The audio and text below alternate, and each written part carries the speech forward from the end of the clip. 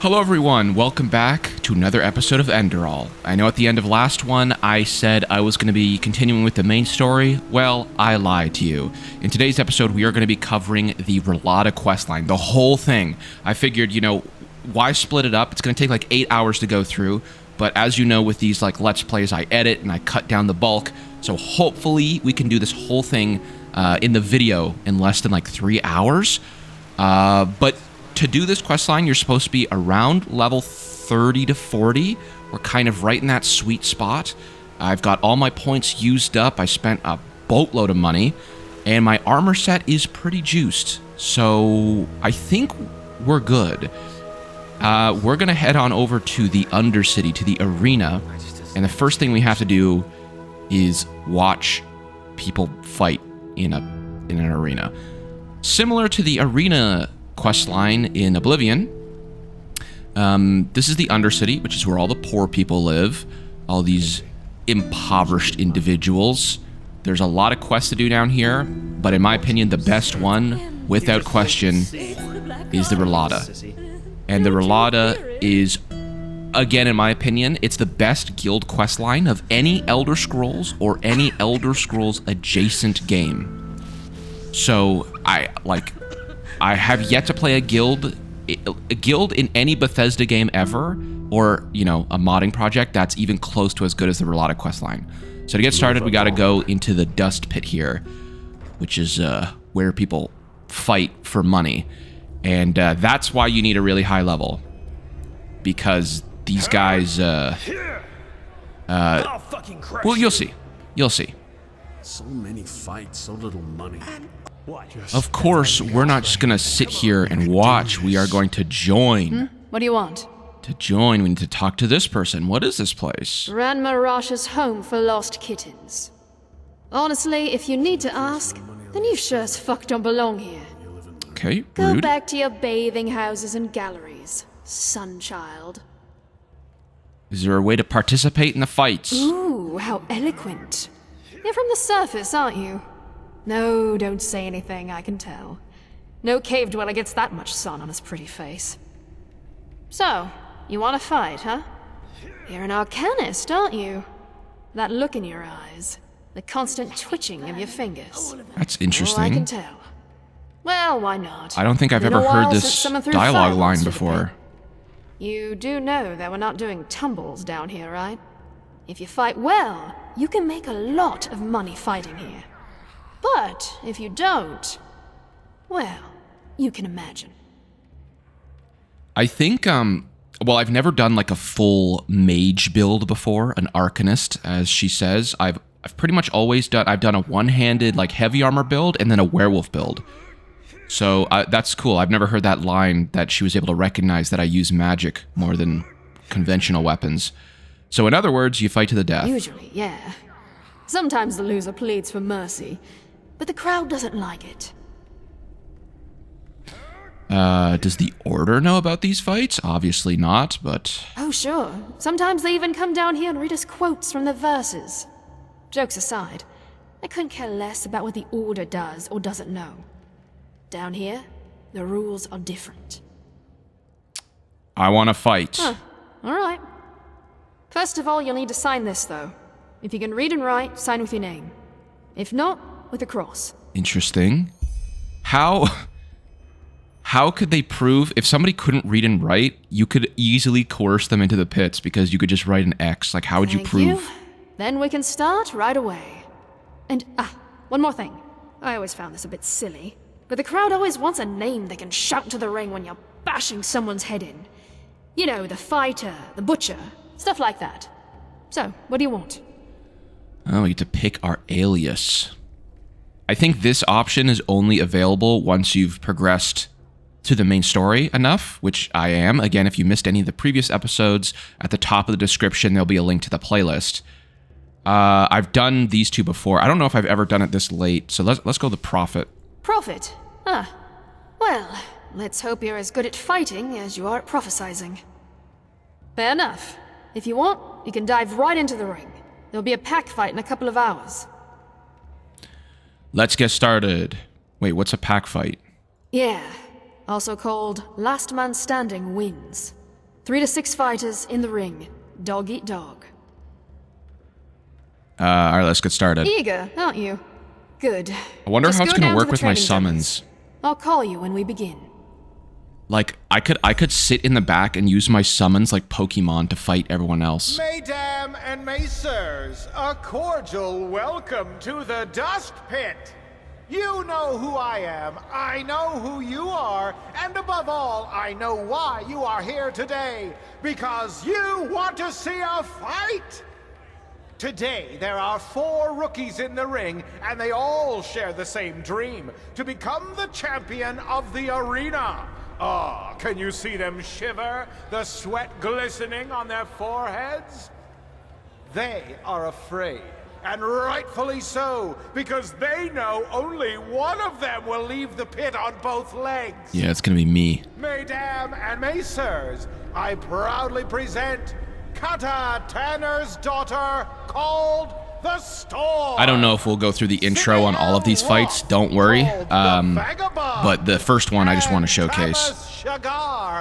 You can loot, you get money for winning these fights, and you can loot all their armor if you want.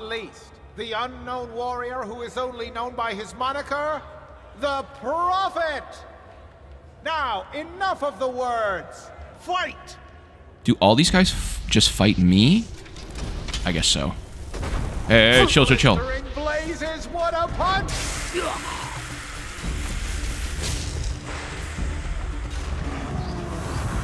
No, they fight each other. That was easy. I did it, guys. I won my first fight against level, 10 people as level 34. You can pick up the rewards of your pit fights in the reward chest next to Rasha. That's what I was saying. So after the fight's over, you head on up here. Come to bet.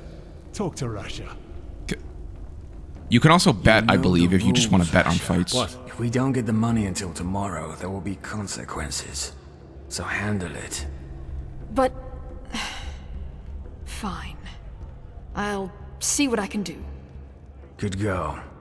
Rhalâta Shera. Well fought.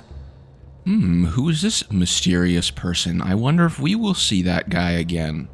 Maybe. Ah, you. Well fought, really. Here's your share. Who's that guy? Pardon my language, but none of your fucking business. Alright, rude. When can I fight again? Well, aren't you a piece of work? Still got blood and dust on your skin and already begging for the next battle. Come by in a couple of days and ask again, will you? I got things to take care of. Alright. See you there. Oh, you can also just wait here and it'll happen, but I just want to show you the loot. From the upper city, huh? The bounty chest. So this is what you get after every fight. I believe it fills up, I want to say. Like, this stuff won't get deleted. Obviously, all this stuff is quite below the armor I'm wearing. It's not even close. Like, look at my... Yeah. Like, I don't think there's anything... There might be... I think there's a ring, maybe, at one point.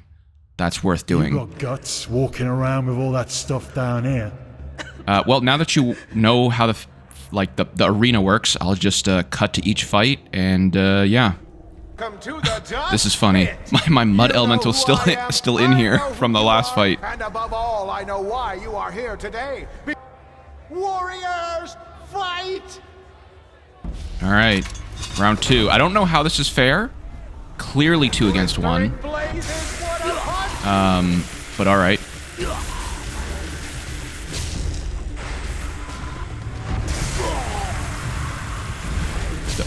Those guys were pretty tough. Ooh, we got a rhetorics check. Another reason why I wanted to wait a little bit before I did this quest line. There is a certain someone later in the story that you need high rhetorics for. There's 2 quests in this game where you can get alternate endings if you have high enough rhetorics. I believe the highest check is 75, and my rhetorics is 80, I think. I don't know if she will tell me what this is, but we can try. Well deduced, detective. That person I'm talking about is the last guy in the purple clothes who spoke to her. So I'm asking her, what's it about? What did he want from you? His shadow tribute. which my esteemed father, who rediscovered his juvenile spite in his last years, refuses to pay. Which, in return, means that the nice guy who just paid me a visit will send us some of Rhalâta's goons to either set fire to our establishment, or send my father onto the Eternal Paths a couple of years earlier, if I don't think of something. What's the shadow tribute? Protection money. If you want to stay alive down here, you have to pay. Maybe I could take care of that guy for you? Oh, you have no idea how the wind blows down here, do you? Thanks for the offer, but no. Only an utter idiot would take on the Rhalâta. Any idea when the next fight will happen? 2 or 3 days, give or take. All right. Oh, I know you'd love to jump right back in. But if we start doing battles every bloody minute, the crowd will lose interest. And money. Warriors! Oh. Oh my god, this guy has magic.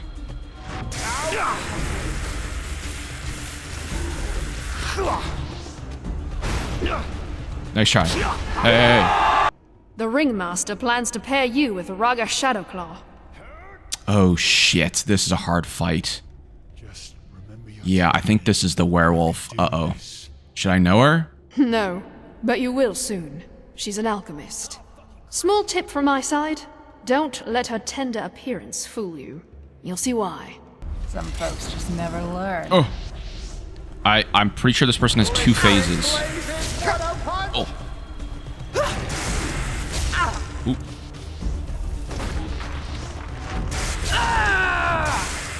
Okay. I just gotta pace myself here. Because I know what's about to happen. Some folks just never learn. Yup. Yup. I don't know if she can take damage when she's transforming. What? Oh, my spells aren't hitting. I think she still has like the human hitbox in her. I'm guessing you're tired of hearing me ask this, but any estimate on when the next fight will take place? I had hoped you'd ask that. Aye, I do. I think this And is the last time, one. You're in for a real challenge. Another shapeshifter? No. If you're man enough, you'll fight the beast tonight. Oh no. Yeah, I remember this guy. Aye, the pride of the pit. And the good thing about it, even if you hack it to shreds, all we need to do is give it some elixir and have our necromancer stick it back together, and it's as good as new. I won't lie, though. It'll be hard this time, and chances are you won't make it out alive. If you do make it, though, it'll be worth your time. I believe this fight is featured, I believe this fight is featured on, like, the Steam page for, like, the trailer, because it's pretty, I don't want to spoil it. You're resurrecting that creature? What is this? Sinistra? Which is a spell school. Something like that, aye. But let's not dwell on the details, shall we? 4 battles, 4 victories.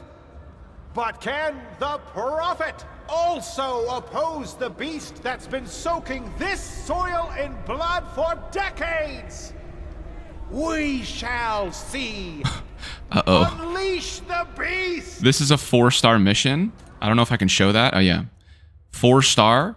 4 stars generally mean you have to be above level 40 to do it. So, we'll see. My build is very good, though. Alright. Calm down, big guy. Okay. Oh.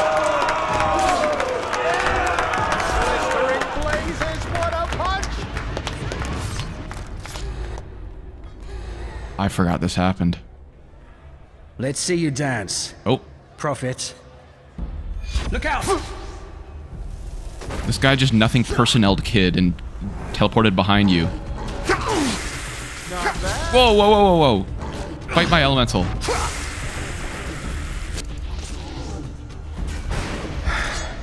There! Huh? Oh. Fair enough. This is better. This guy Forgive just- me my dramatic entrance. What in the blazes was that? Why did you interrupt the fight? I was just about to explain. I'm Thero Naris, voice of the Father. I've been watching you for a while now because I'm looking for someone with your set of skills. And, our little encounter down in the pit erased the last doubts I had about you. Yeah, you mean when I blew your ass up? Pause.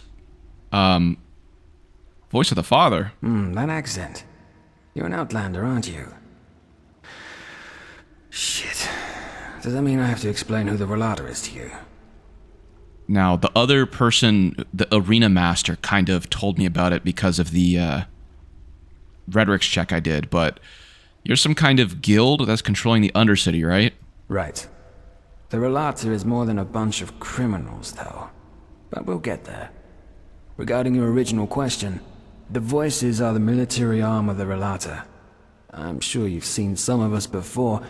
We come into play when a matter needs a strong hand to resolve itself.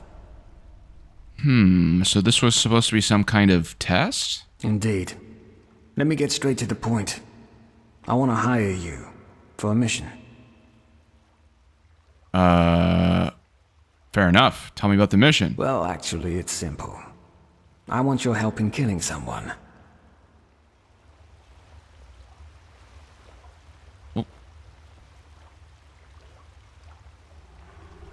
Killing who? The Father.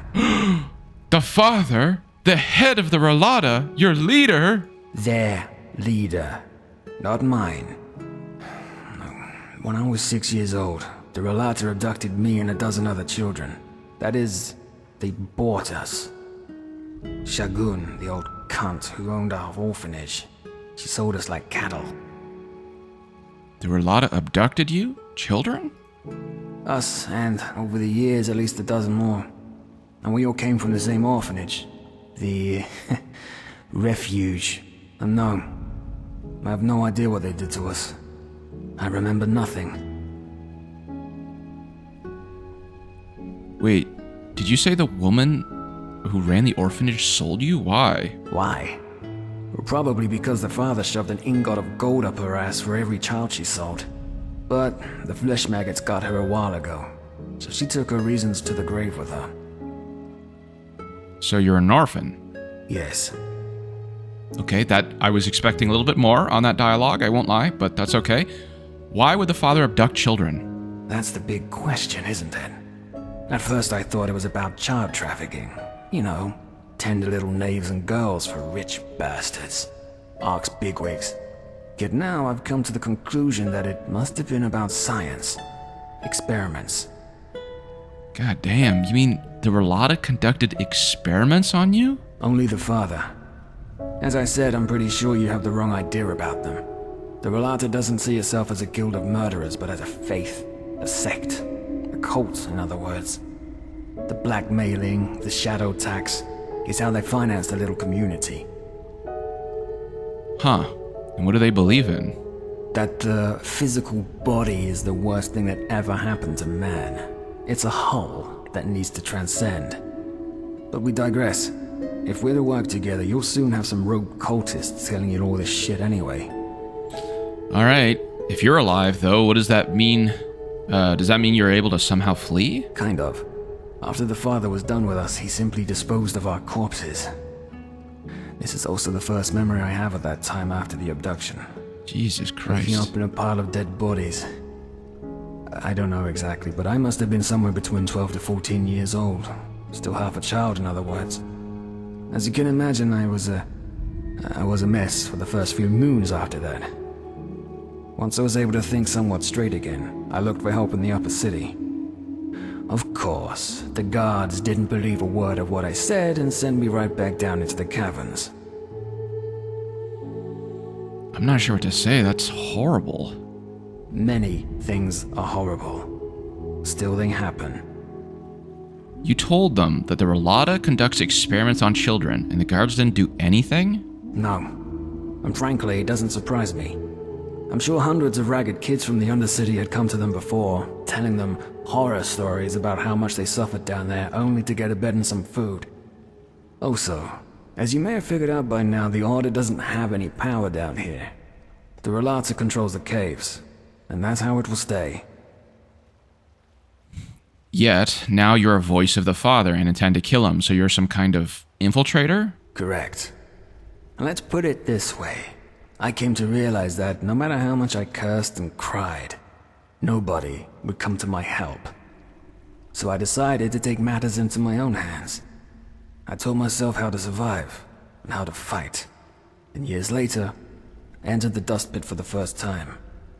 One of the voices saw how well I could fight and offered me to study the Rhalâs.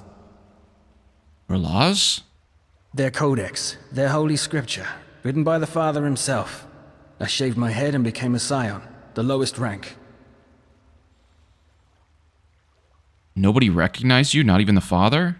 The Father doesn't bother with most Rhalâta, especially not with the scions. Also, when they discarded me, I was still a child. Now, I'm a man. So you're up for revenge. Revenge? Yes. I want this monster to pay for what he did to me and the others. And I want to make sure that it will never hurt anyone again. Ever. One of the core beliefs of the Rhalâta concerns the Day of Transcendence. It's the day when every Rhalâta who's ever proven him or herself worthy leaves their body to continue existing as an immortal, immaterial being. And they also believe that this day is imminent, since the Father found a way to achieve transcendence for himself and for his lambs. In the weeks to come, it will set out an expedition to the Frostcliff Mountains. Since this expedition will be an extremely dangerous undertaking, he will bring along almost a dozen of the best mercenaries available. You will be one of them, and together, we will kill the Father. More? What, can I just... do I just let him talk? What does this do? Oh. I see. Rhetorics. What? And you're telling me all this just because you saw me fight? I'm telling you this because I need someone who knows how to kill. Better than the usual cutthroat you find down here. And you seem to be that someone. Also, there's something about you. I can't say what, but I feel as though you're the right person for the job. Let's leave it at that. Okay. What kind of expedition? Well, the Rhalâta spent the last 2 years excavating an old temple that apparently was lost in the glacier for centuries. Glacier? According to the Father, this is where we'll find the key to achieve transcendence, but that's about all I know. Okay. Well, I don't want to turn it down. I think you can, so I don't want to accidentally brick the mission. So I'll just say, and how do we convince the Father to hire me as a mercenary? By doing something that impresses him. As you can imagine, the Rhalâta already has its stock of sellswords they rely on. But if we do something that impresses the Father or the First Seer, it might be enough to convince him to hire you. Look, I know how shaky it sounds, but it's our best bet. So, are you with me or not?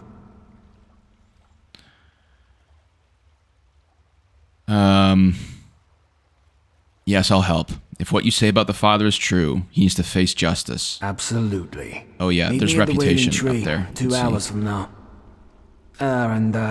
Here. This'll help you get back to the Undercity in case you need to return to the surface before our meeting. Stay safe. Huh. Well, that's blood and dust. That's the first mission. Yes, so as far as I know, there is a reputation system for that guy. And if it's high enough, I don't want to spoil it, but you can do something unique near the end. What is this? Pay or suffer. Looks like someone got on the wrong side of the Rhalâta down here.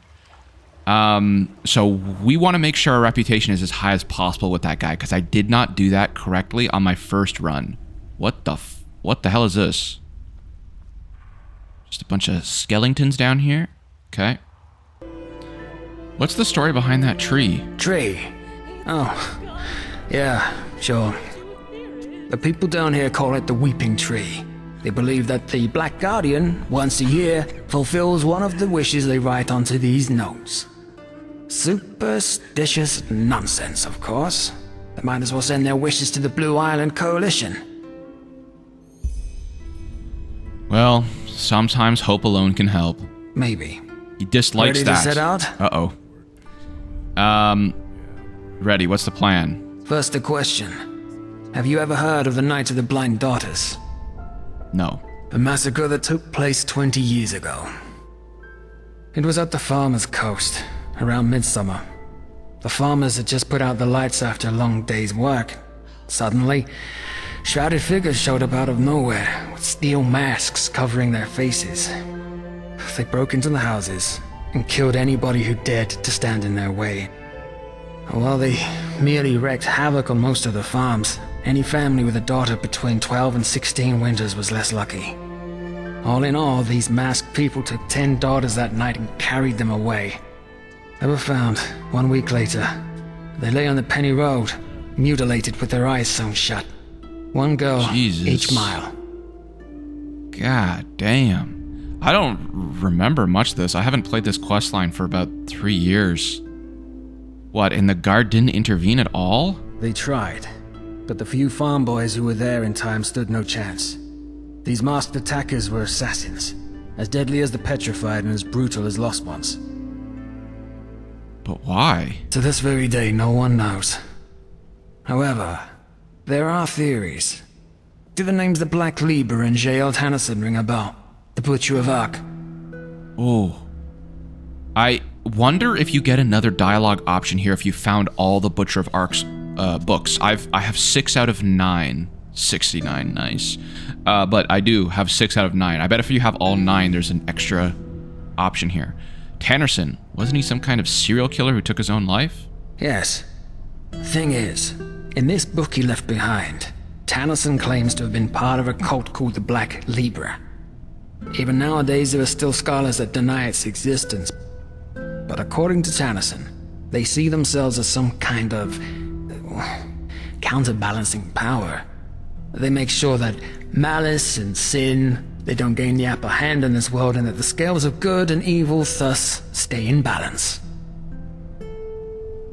And that's why they murdered those girls? That doesn't make any sense. Well, this is where it gets bizarre. Normally, the Libra only kills people who have already sinned. Tyrants, rapists, murderers, and so on. Which is also why the attack on the farmer's coast didn't make any sense, and still doesn't for most people today. However, the father has a theory. So he's an expert on the Black Libra too? Well, he does have an avid interest in them. Let's put it this way. He has dug up every little bit of information that there is. But we'll come to that later.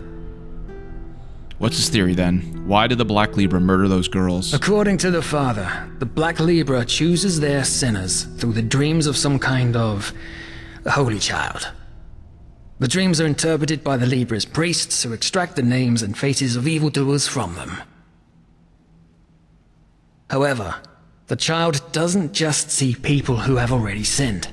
She also sees evil in its inception. Thus, the Libra might decide to kill a boy before he becomes a tyrant, or a girl before she gives birth to a murderer. Interesting. I know, it sounds insane, but that's what it is. But apparently the Libra fully believes in this principle. The child is omniscient.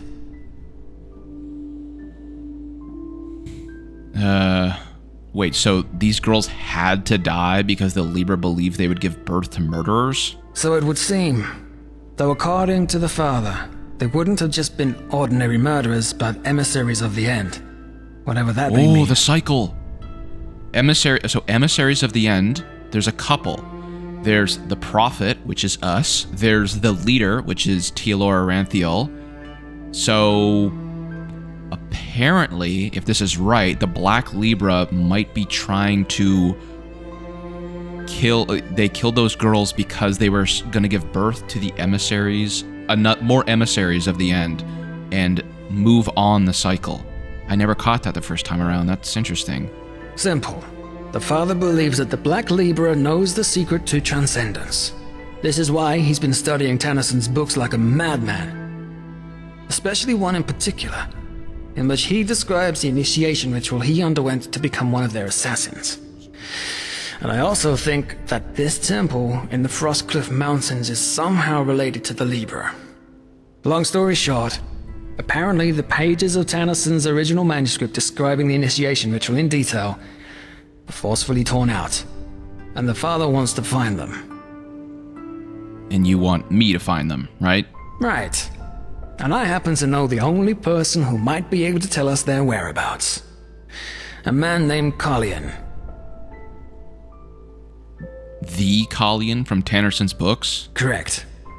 He was also an assassin of the Libra, and Tannisson's mentor. In other words, an unscrupulous piece of shit that did nothing but murder people for decades, guilty, the innocent alike. According to the father, he was also the one who orchestrated the Night of the Blind Daughters. However, that massacre seems to have been too much even for his rotten conscience to bear, because he left the Libra shortly thereafter. He took on a new identity. He's been living as a beggar in the Undercity ever since. I saw him once. It's no wonder that nobody knows what kind of monster he is. He's gone completely insane. Drinks away every penny he gets his hands on. Exactly. If we bring them to the First Seer and I tell him how I couldn't have done it without you, he might consider hiring you for the expedition. That's the plan. Not the best one, certainly, but all we're getting. Alright, where do we find Qalian? He currently lives in the communes. That is, if he isn't in some whore's bed in the Silver Cloud right now or getting hammered in the False Dark. I'll let you do the talking. It's unlikely that the First Seer will find out, but the more you actually help me on this mission, the more convincing our little story will be. One more thing. Don't go easy on that scum. He might seem harmless now, but remember what he's done. And remember that those 10 mutilated girls on the Penny Road are just one more page in this man's book of sins. Alright, I guess we're heading out.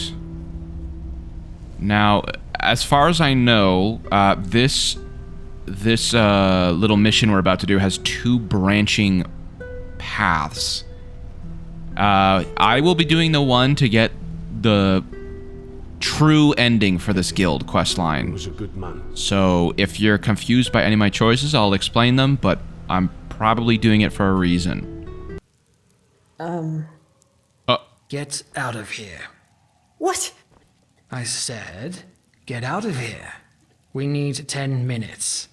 Afterwards, you can fuck as many men as you want. Of course, my lord. At once. This does not look like a great place to live. Interesting. I can't see him. Hold on. Why interesting? Never mind. Look at him. Pissed like a rat. A miracle he could even get it up. Do you want me to try and wake him? I sure as fuck don't want you to cuddle with him. And again, never forget what this man did. He may look pathetic, but that doesn't change the fact that he orchestrated the murder of 10 girls. Yeah, who are you? Nylok is tired. Nylok needs sleep. Nylok? You're Qalian. Qalian? No. Qalian is dead. You're talking to Nylok, his shadow. Why do you ask? Who are you? Shut up. I'm the one asking the fucking questions. Oh, of course. Nylok understands.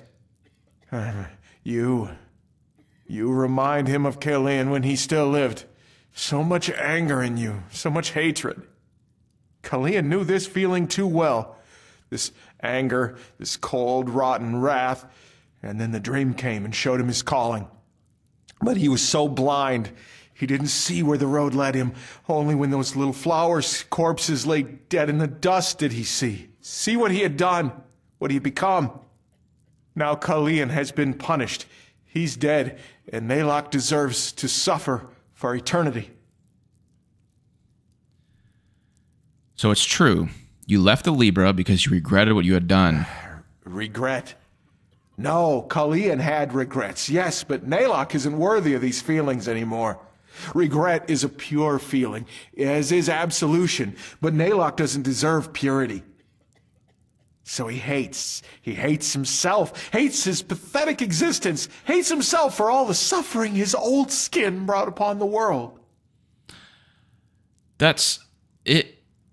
If his whole existence is to suffer, it's interesting that he would like drown himself in booze and like, you know, women of the night, if you will, because that's not something you would do if you were like trying to punish yourself.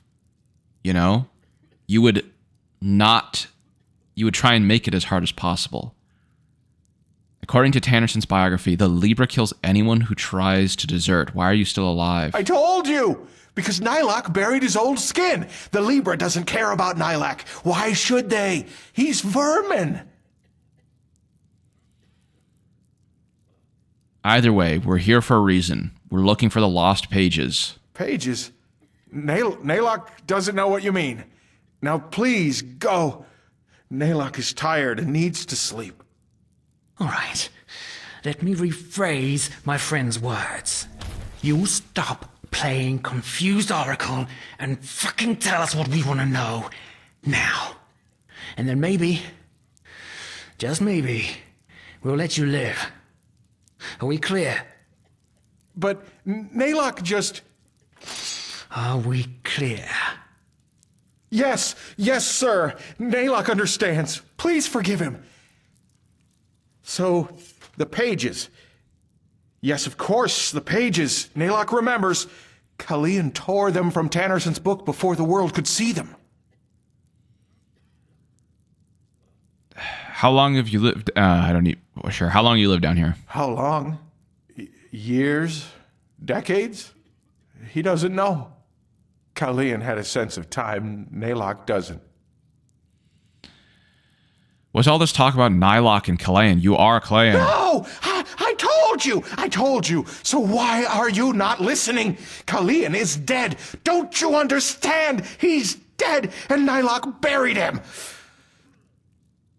Oh, no, he's sorry. Please don't hurt him. He will not raise his voice again. Look at him. He's gone completely insane. I'm guessing all this Naylock talk is a way for his brain to cope with the guilt. He's created a new persona without all the blood on his hands. That is, unless he's lying. What? Why? Why should Naylock lie? What? Why? Why should Naylock lie? Then show us where the pages are. Yes, of course. But tell me, what do you want with them? You won't be able to read them. Why wouldn't we? Because they're written in the language of the Libra. Even Qalian couldn't read a single word of them.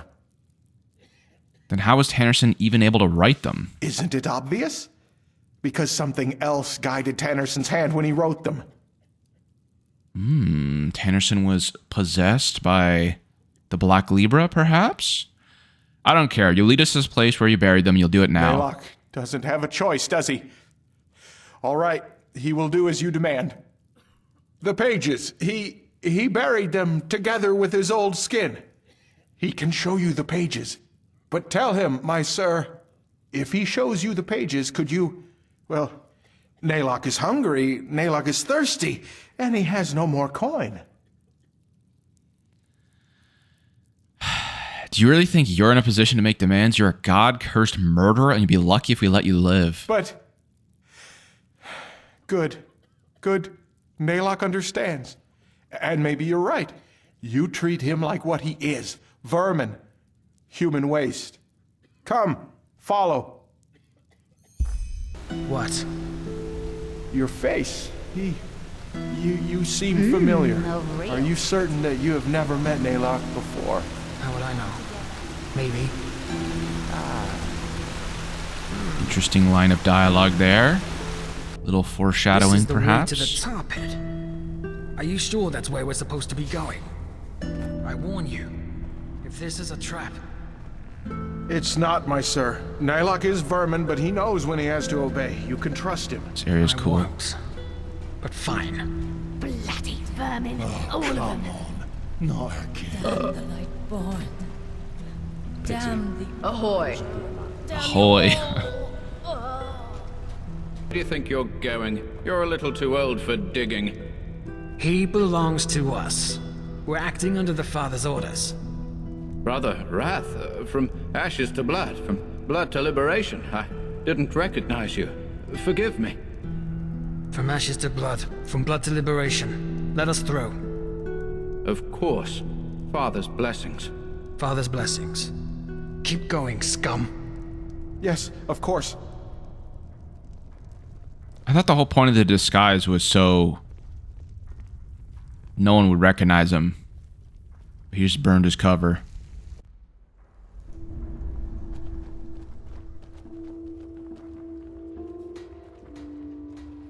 This is where I think the final bounty for Ark is, which I've already done. He's over there. Coronado or something? Something like that. The deserted tunnels. We should be wary. There are a lot of lowlifes down here. Like these guys? Please, look out! No, no! Pathetic.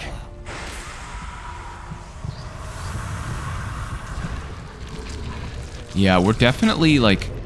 Some of this content is pretty hard. Fun. Like, usually I'm just melting people, but it's actually kind of tricky. You fucking scum! You'll pay!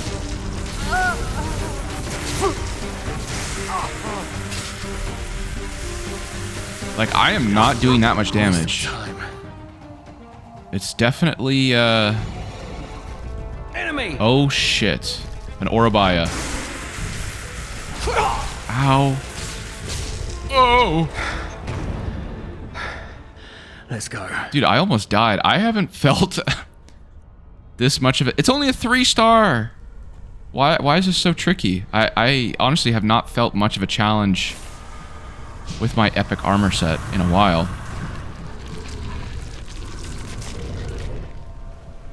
This area's nice. There. Back there. That's where he buried his old skin. Please, my sir. You need to just take these last few steps alone.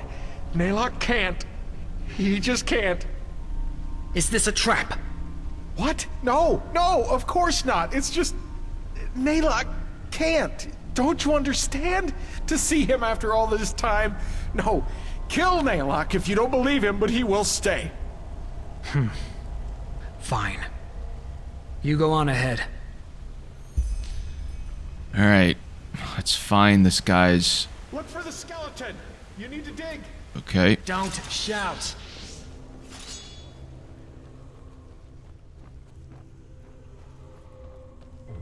Uh-oh. Look out! Okay, you walked in front of me, dude. Don't yell at me. Hey, what are you doing? I'm not trying to hit you.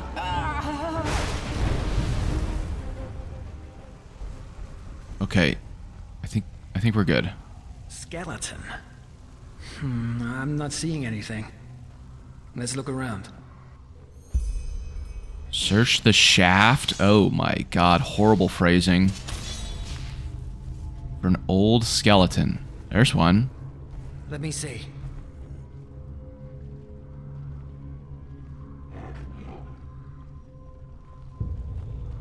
Yeah.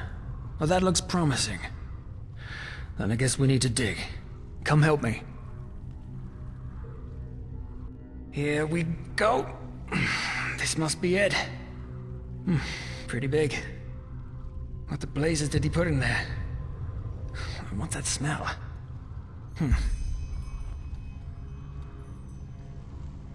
Oh my god. A dragon mask. What the? Oh, shit. And I thought by I buried Qalian he was speaking metaphorically. You mean this body is...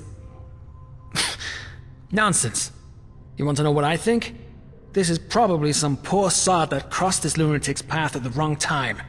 So we put him right into the crate with the pages. Bloody son of a whore. Even if that's true, why would he go through the trouble of burying him? He could have just left him here. Oh, fuck if I know. We're talking about a man who murdered 10 girls in cold blood because his cult ordered him to do it. I think you'd be well advised to stop trying to apply logic to his thinking. Either way, I think we found the pages. Right you are. Come on. You take them. Alright. Hold on, can we get a better look at what's going on in here? We got Bundle of Lost Pages, Blueprint, Qalian's Last Smile. Not sure what that does. Ancient Mask, Coins. Got them? Alright. Back to Qalian.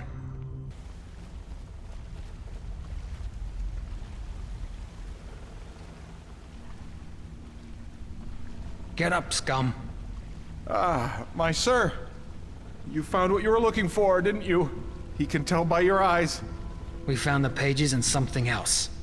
Whose corpse is in that chest? What? But he told you, didn't he? It's Qalian. Naylock buried him. So you're seriously trying to tell us that that corpse over there is your old self? Yes. He said it before, didn't he? Qalian couldn't continue to live in this shell after what he did, so he shed it and gave birth to Naylock. And Naylock buried him together with the memory. I just realized his name is that backwards. Naylock is Qalian backwards. Uh-huh. You don't believe him, do you? You believe Naylock is lying. But it's the truth, the simple truth. You two, more than anyone else, should understand. Sure. Either way, we have what we wanted. And now it's time for you to pay for your crimes, Qalian. It's been long overdue. What? But you said that you would spare him if he'd show you the pages! We said that we would think about it. And guess what? I did. You're a murderer, Qalian, and you've killed more people than I can count. Men, women, and children. And you know what? This whole act about how remorseful you are, I'm not buying it. Yes, you drank your bloody brains into oblivion, but ultimately, the only one you truly pity is yourself.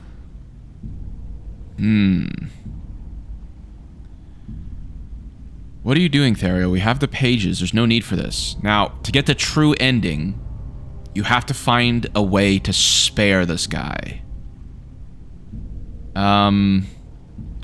It won't bring his victims back to life. What? And to you, that's all that matters. If we let him live, even as a stinking beggar, we spit on the graves of those 10 girls, as well as on everyone else this piece of shit has butchered. This is about justice. I thought you'd be bright enough to understand that.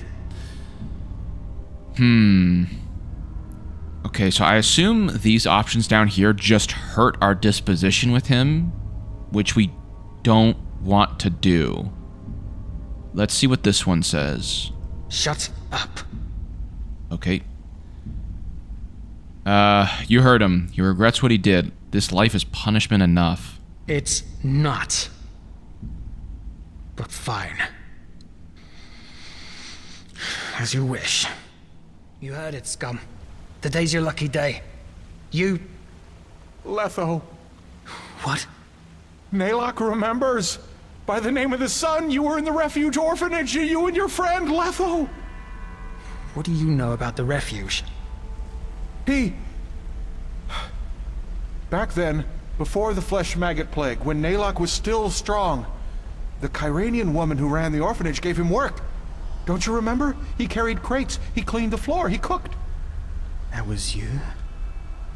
Uncle Naylock? Yes, that's what you called him, Uncle Naylock. By the Guardians, it's been so long, but he remembers it all now. You and your friend, you were inseparable. Until...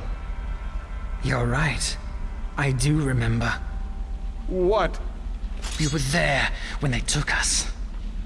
Worse, you helped them. What did she pay you, that old cunt? Huh? Carrying crates?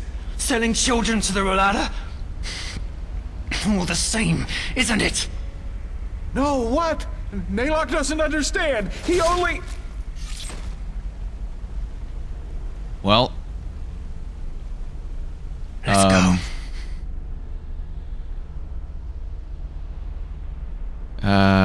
What now? Well, as I said, we're done here. Next we need to bring the pages to the first seer, which will, hopefully, encourage him to consider you as a mercenary for the expedition. But we'll see. Before we do that, though, we need to discuss a couple of things. We cannot afford a single mistake if we want this to work. Meet me in my hideout tomorrow morning, alright? It's a small abandoned warehouse in the main cabin, right before the path up to the city. There's an old poster of the theater right next to the door. That's how you recognize it. The Dark Corners of Our Minds. That's the name of the questline, I believe. Okay, I just checked. I did do it right. I think this guy dies no matter your choice, but as long as you try to save him, you can get access to the true ending. And I know I'm on the right track because there's a Steam achievement if you try to save him, and I just got it. So I think we're good to continue on to the next step here. Listen, my child, and always remember the tale. I didn't know there was a bard here. In the hearts of so hungry. I believe this is the hideout. There you are. I was beginning to wonder whether you got cold feet. Wouldn't a hideout out of town have been safer? What? No, on the contrary. Even though us voices have a lot of privileges within the Rhalâta, we're still under constant observation, just like the Scions and the Acolytes. If I were to leave town without any reason, that would raise more suspicion than just dropping off the grid for a couple of hours down here. And what now? Will you take me to this first seer? Well, that's the plan. But as I said, we will have to discuss a couple of things first. And please listen carefully, even if it sounds boring. If we blow our cover, then it will not just be the end of our plan, but also the end of the two of us. So, the Rhalâta has a holy scripture called the Rhalas, or the Book Out of the Ashes. Its verses are the commandments of every Rhalâim. How does that affect me? It affects you because there are a couple of rules that you have to abide by once we're inside the temple. To infringe them is a crude sign of disrespect, and no mercenary who values his life would do that. In other words, if we want nobody to get wind of our plan, you'll need to fit in. Number 1, never talk to an acolyte, or voice, or seer if they don't address you first. As a mercenary, you're at the bottom of the hierarchy, on one level with the Scions. Fair enough. How do I recognize the ranks? By their garments. Scions wear plain robes, and sometimes hoods. Acolytes wear the purple robes of the Rhalâta with their distinctive sun pattern. Seers wear similar robes, only more ornate. Voices wear the same armor that I wear. Rule number 2, wear this, or a helmet, whenever you enter the temple. The Rhalâta detests the display of the body, as all corporeality. Nobody will attack you if you enter the temple unveiled, but it will make people suspicious. Interesting, okay. But finally, rule number 3, do not openly talk about the Father. It's considered blasphemy. You most likely won't see him before the expedition anyways. There are Rhalâim down there that have been committed to the Rhalas for 20 years now, and never saw him in person. Why is it blasphemy to talk about the Father? How would I know? It's a rule. And we all know how much religious people love following rules without questioning them. I'm sure the Father had his reasons. Did you ever see the Father in person? Well, we know, I guess he was experimented on by the Father, right? I guess I saw him more than once as he experimented on my body. That's what as I a just child. said. But if you're referring to my time at the Rhalâta, yes, I have. So, what's he like? Different. A lot more different from how you would probably picture him. All right, anything else? Yeah, one more thing. In case the first seer asks, you contacted me. not the other way around. You heard the rumor that the father is looking for the lost pages, and a man named Rezio Doran gave you the tip about Qalian. You then contacted me and the false dog, and we went to get the pages together. Either way, enough of the talking. I informed the first seer of our coming, and like any sleeper, you will be tested by another voice in front of the temple. Sleeper? A person who hasn't seen the truth yet. In other words, everybody who's not a Rhalâta. Understood. Let's go. Follow me. Oh, I should probably show the drip he has me in. So he forcibly removed some of my armor and put me in this stuff. I guess that's what he was saying about how the Rhalâta don't like showing... They want to show as little of your body as possible. I think he's stuck on the rats. He can't move because these rats are blocking him. Don't worry. Oh. The hell? He just teleported. Should have just paid his shadow tax. Yes. Well, some people... Brother Sorrow. Brother Wrath. From ashes to blood. From blood to liberation. Is this the sleeper? Yes. He knows the rules? It's me, the sleeper. Of course. Good. Hold still. Uh-oh. It's gonna scan my aura. Soon.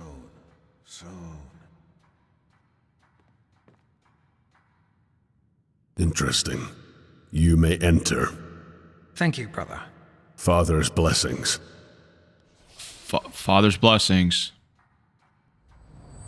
Oh. He's gone. That guy's armor looks really cool. I think there is an armor set you can gather. A couple. Well, that was strange. This is the second time someone has called you Brother Wrath. Why is that? Ah, right. The short version. Once you devote your life to the Rhalâta, you need to take on a new name. The name of your biggest vice in your life before the awakening. Rhalâta always call each other by their new names, but we voices often use our dead names in the outside world. Do you know the dead names of the other Alim? Hardly. Most people don't like talking about their lives before the Rhalâta. I understand how wrath is a vice, but why sorrow? Every emotion is a weakness. Joy, greed, lust, scorn. According to the Rhalâta, everything that is human is another obstacle on the way to transcendence. How so? This man, he wasn't just any voice. He was the father's right hand, Brother Sorrow. Why is he wearing a mask? Most Rhalâta do. Complete veiling isn't required, but it's considered a sign of religious devotion. He talks strangely. I know. He's always been like that. But don't underestimate him. This man is a monster. I once saw him fight 4 thugs at once who thought it was a good idea to rob a voice of the father. He decapitated one of them, broke another one's face, and cut down the remaining 2 with a single swing of his sword. God damn. Why would the father send his right hand to retrieve me? Good question. Let's just stay on our guard. Alright, let's go. Yes.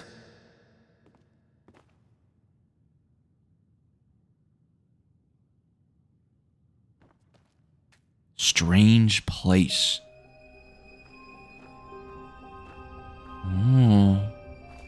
I remember this area. It is gorgeous. It is one of the coolest areas in the game. Rhalâta, Shara. There's this whole, like, little city built... I guess that's sewer water. It's not really a waterfall, so maybe it's not as appealing as I thought.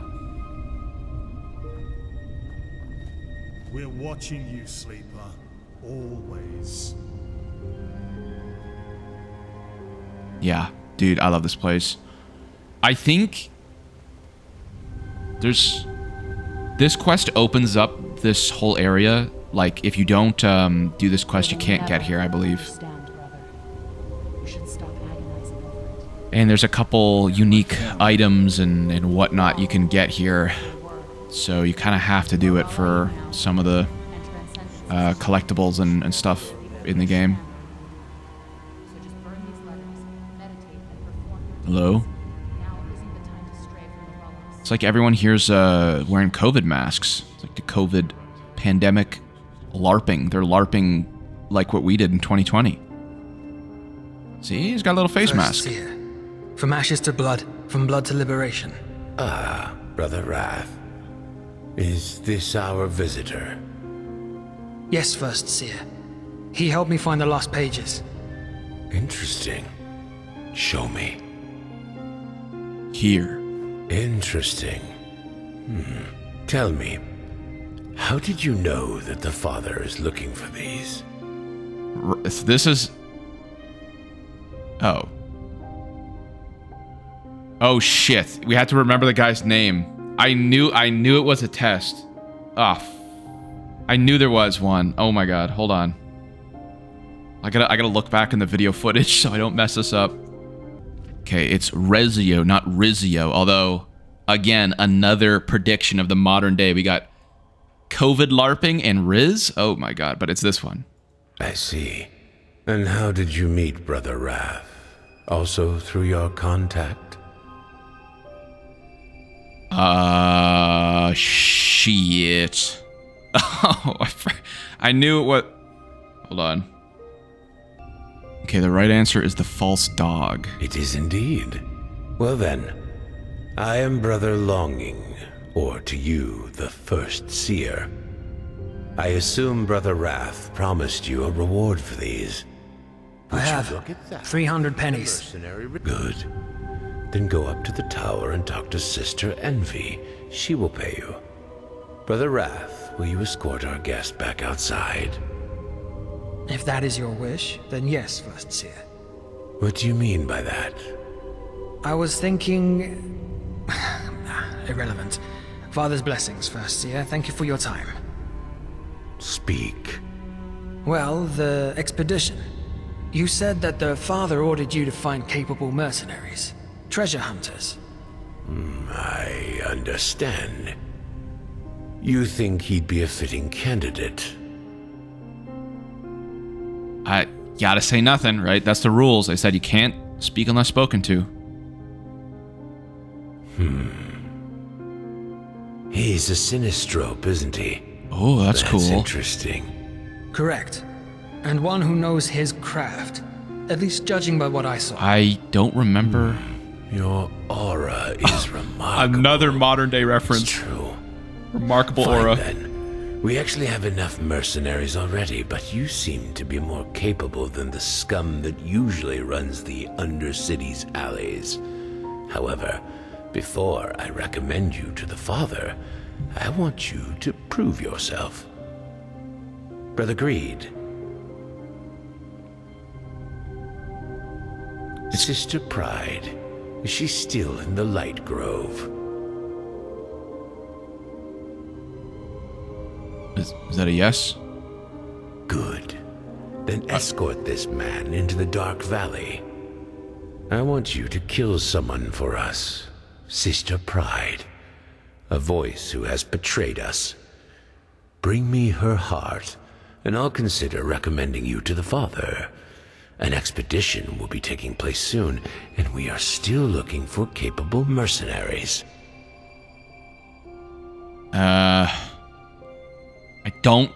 I think asking additional questions might lower my reputation, so we'll just say, fair enough. And this Sister Pride is hiding in the Dark Valley? Correct. She fled into a cave, probably hoping that we wouldn't find her there. Brother Greed will show you the way. Good luck. And you, Brother Wrath, will stay. There is something we need to discuss. I thought it was pretty cool that he referenced my spell, my, class. Which, Dark Keeper. Most of my points are in the Sinistrope tree, which is Entropy and Psionics, which are both, illegal magic. Which they probably practice down here. But I assume they just say that. They probably have a voice line for all of them, but I don't remember them referring to my class the first time I played.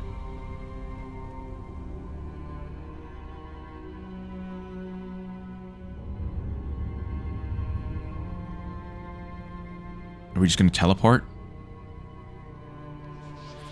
Oh, yep, I guess so. He passes me a note. I can probably equip my normal armor now, right? I think so. I hope so. What's the note? Brother Greed's note. We believe that Nessa is hiding in a small cave west of here, Light Grove.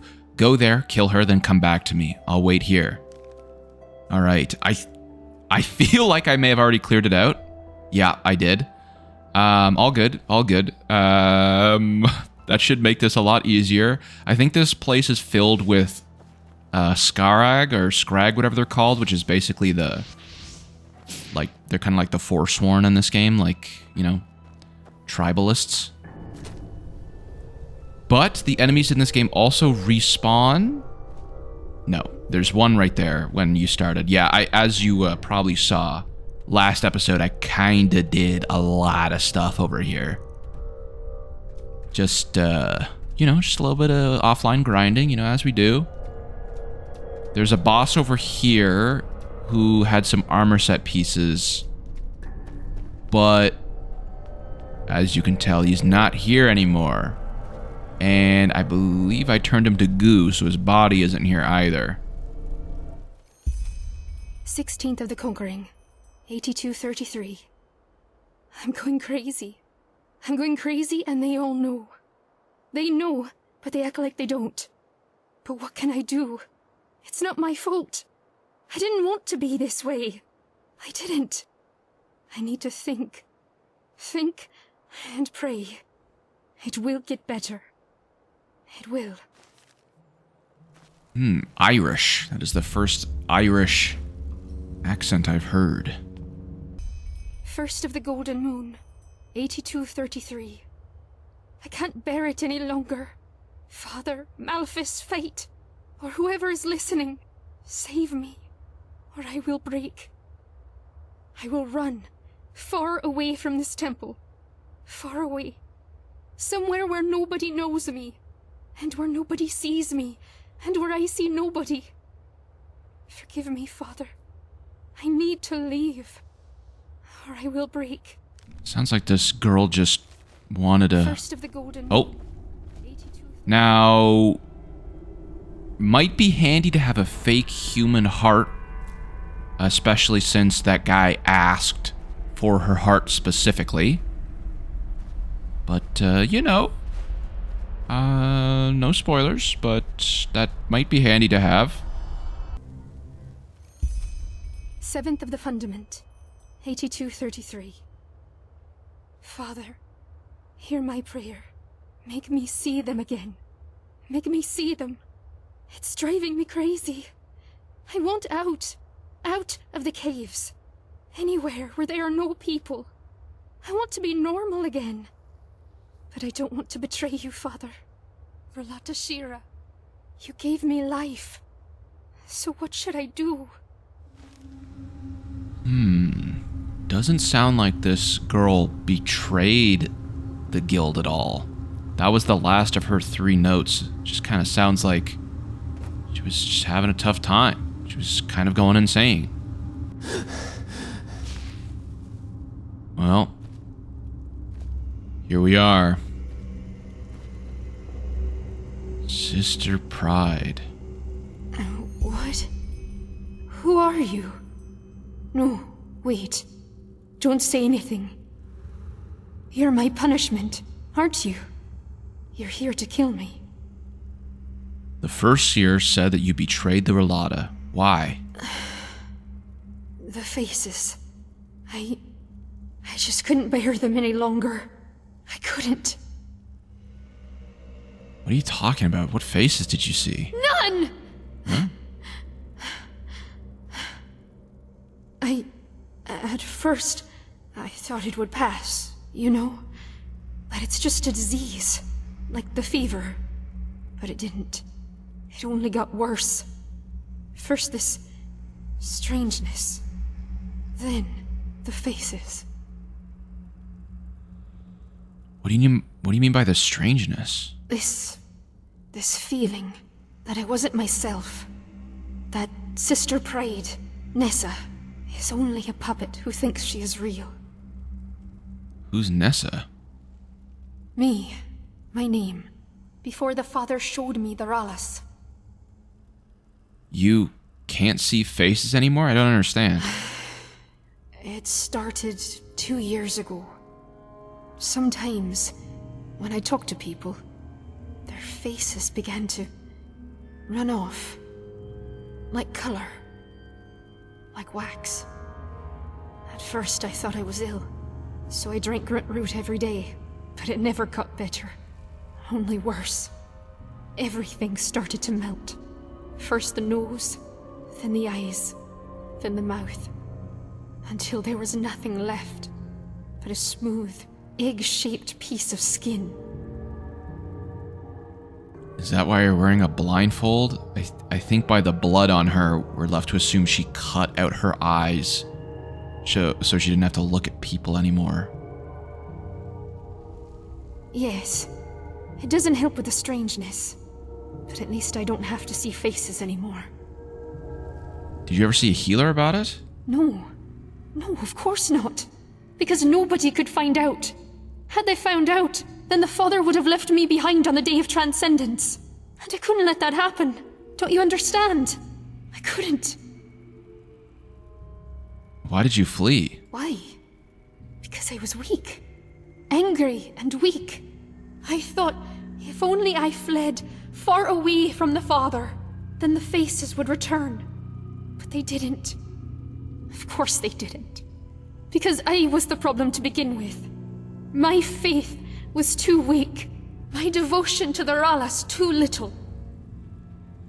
And that is why I need to die. I finally accepted it. What does this affliction have to do with your faith? Everything. All this time, I was a bad Rhalâim. I sinned, again and again. I succumbed to my body, just as the sleepers do. And it corrupted my mind.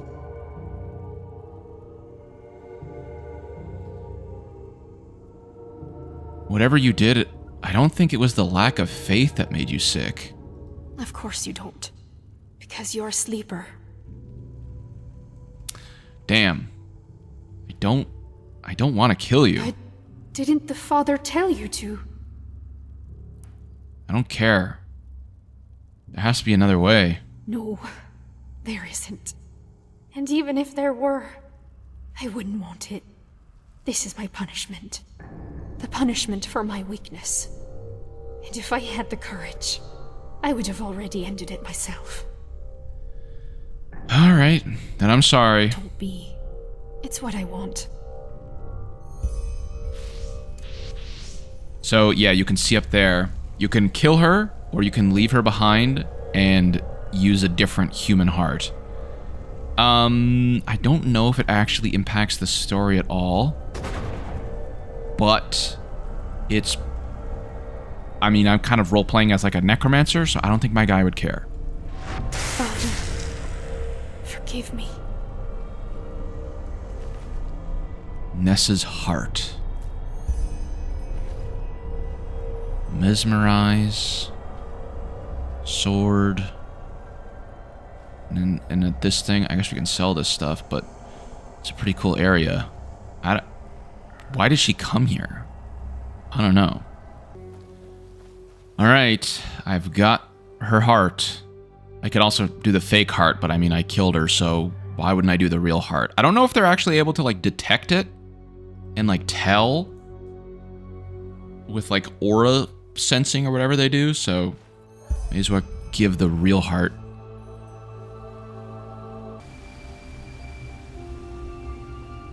A stranger. What brings you here? The first year told me to get pay from you. Here's the letter. Show me. 300 pennies.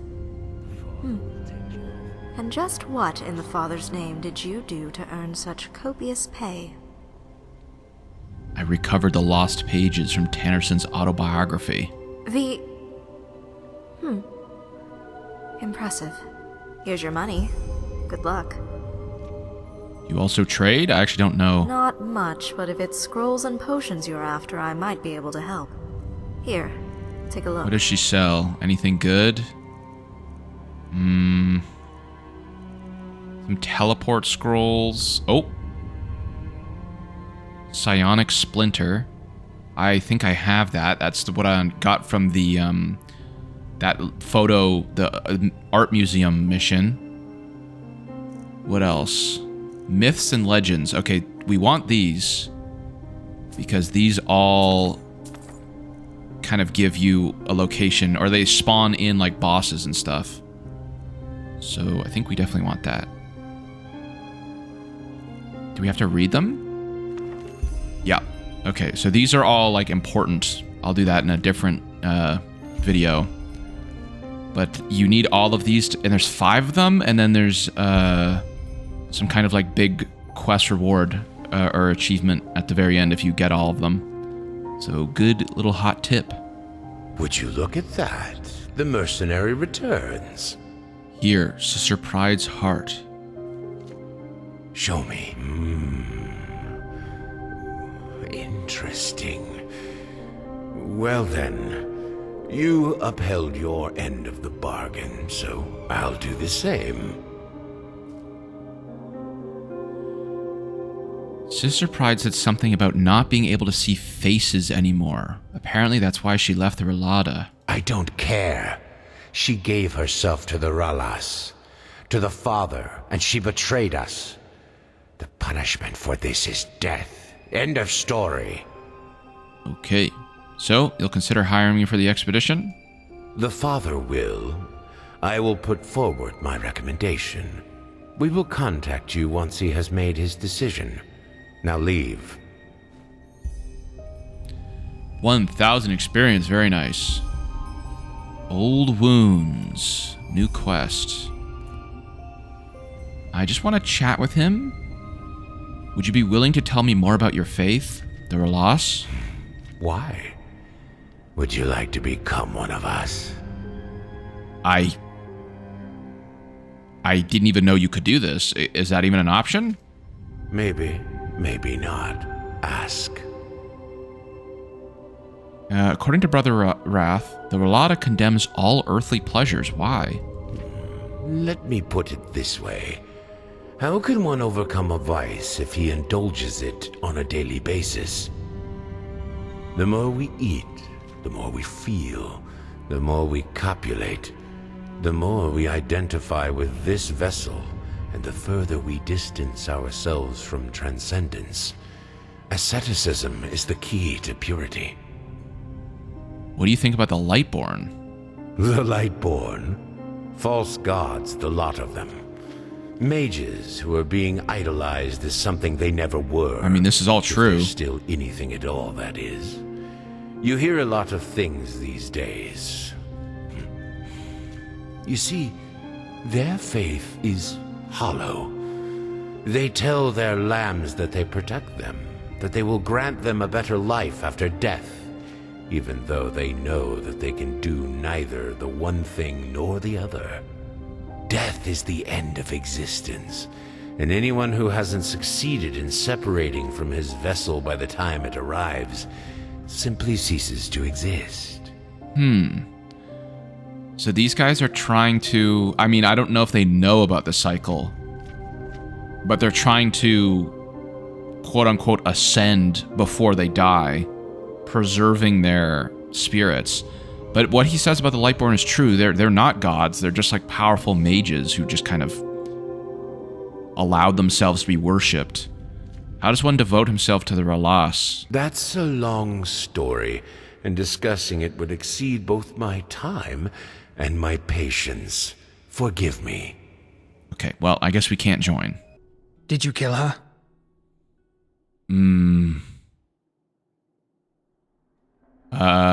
Shit. I need my rep high with them. Ooh, I don't remember. I'll just say no. Damn it. Why didn't you do it? I don't kill innocence. Oh, really? Then you have an interesting definition of innocence. How do you think Sister Pride earned her living while she was still a voice? By giving out candy to the poor? The chances are 50-50 that the whole thing will leak out. You might have fooled the first seer, but if the father examines the heart, he'll most likely notice that it's fake. You've endangered our mission. I hope you realize that. Okay, well... Anyway, you've given me little reason to regret my decision to hire you. Hold on. Oh. Now, let's hope this was just a one-time slip-up. Okay, I reloaded a save. We'll see what he says. Did you kill her? Say I did. Good. That's good. You know, Nessa joined the Rhalâta only shortly after me. She was an orphan too. We even shared the same bunk bed for a year or so. And now she's dead. That feels strange. That's cool. That's completely different dialogue. Did you know about her affliction, the faces? Faces? Yeah, Nessa said that she wasn't able to see faces anymore. They began to melt off in front of her eyes. It drove her insane. Huh? What do you make of this? What should I make of it? I'm not an apothecary. Maybe she hit the dust a little too heavily on her visits to the Silver Cloud. She wouldn't be the first Verlaine with a drug problem. What now? Now, we wait until we hear back from the first seer. If we're unlucky, that's where our plan will end. If the father is not interested in your services, there's nothing we can do. However, there's something else I might need your help with in the meantime. Fair enough. What do you need? It has to do with my past. With the refuge. The orphanage? Where you grew up? Yeah. I told you that Shagun, the matron of the house, knew about the abductions, didn't they? That she sold us? Yeah. Well, I only learned that recently. I used to think that the Rhalâta forced Shagun to give us away. And even now, there's still a part of me that wants to believe it. The reason why I'm going back to the refuge is that I want to know for certain. I want to know how rotten a soul Shagun really was. And who knows, maybe we'll also find more about what the father actually did with us children. More about the experiments. And you think you'll find answers in the orphanage? I hope so.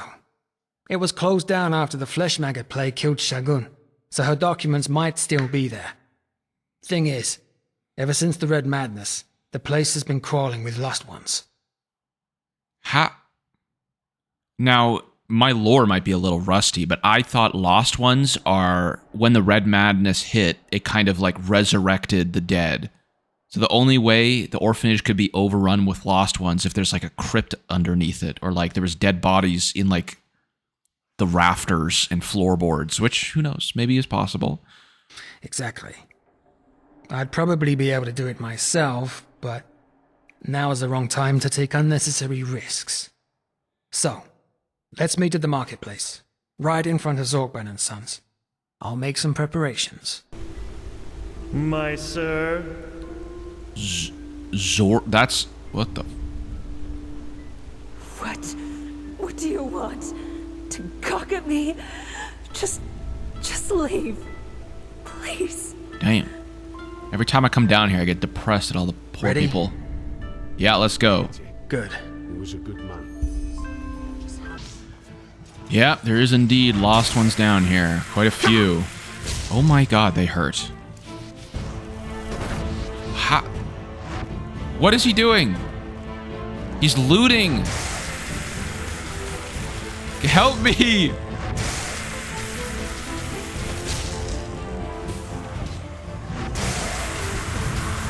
Oh my god, I'm gonna die because he's too busy fucking looting a dead body. Yo, dial in.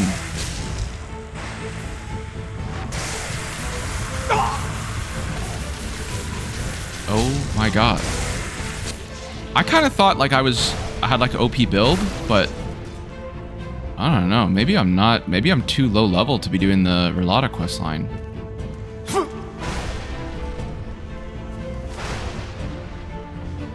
Value in the orphanage after the plague broke out.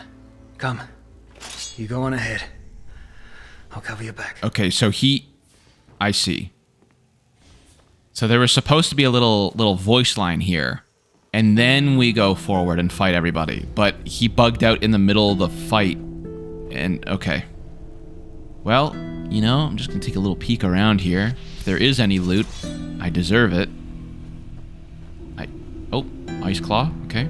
Not bad. I love the Ice Claw. Such a nice, just a permanent carrying capacity increase. I think it gives 0.5 carry weight. It's just so nice. Like, I just like having a big inventory. I know some people in Skyrim just like cheat that stuff in. But, you know, I like having a rewarding way to collect bigger inventory space.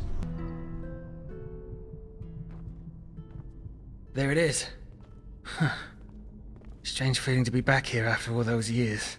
We should... Wait. What in blazes is that? What are you doing? What are you talking about? I'm not doing anything. Never mind. Sorry. Shagun's office should be on the first floor. Let's take a look around. Is that a British thing? First floor. Like, I would assume first floor is... it would be this. But maybe this is considered the ground floor? Actually, that's not true. Yeah, I guess, like, in my apartment building, there's the ground floor and then the first floor, which I guess is this. There's something in here. Oh. There we go. Amethyst, lockpick. Don't care. Already got that stuff. Interesting that they have entropy. They have, like, necromancy spells in a fucking orphanage. Weird. Nothing's changed.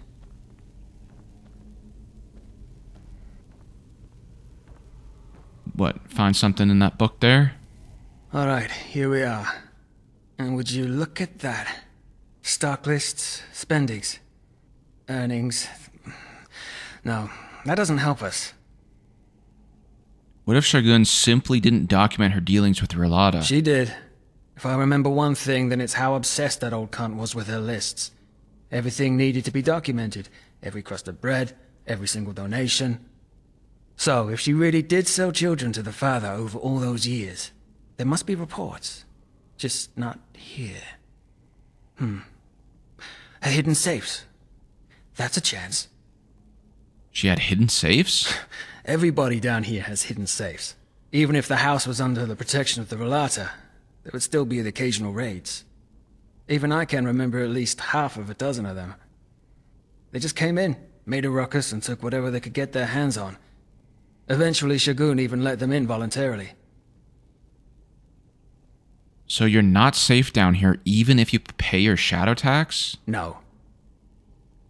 And do you have any idea where these hidden safes could be? No, but I'm pretty sure that they're here in the orphanage.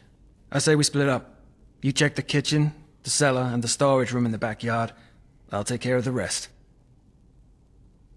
Alright. I'll let you know once I found anything. So will I. Good luck. Now, I believe there's an achievement on Steam if you get all 3 of them. But, I've already done that before. How come these guys didn't show up last time we were in here? Yeah, go fight my mud elemental.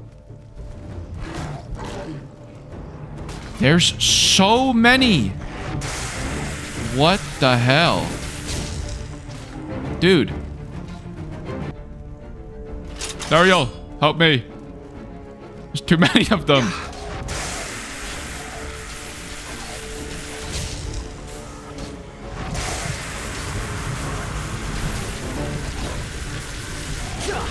Look at how tough these are. Like, I'm surprised.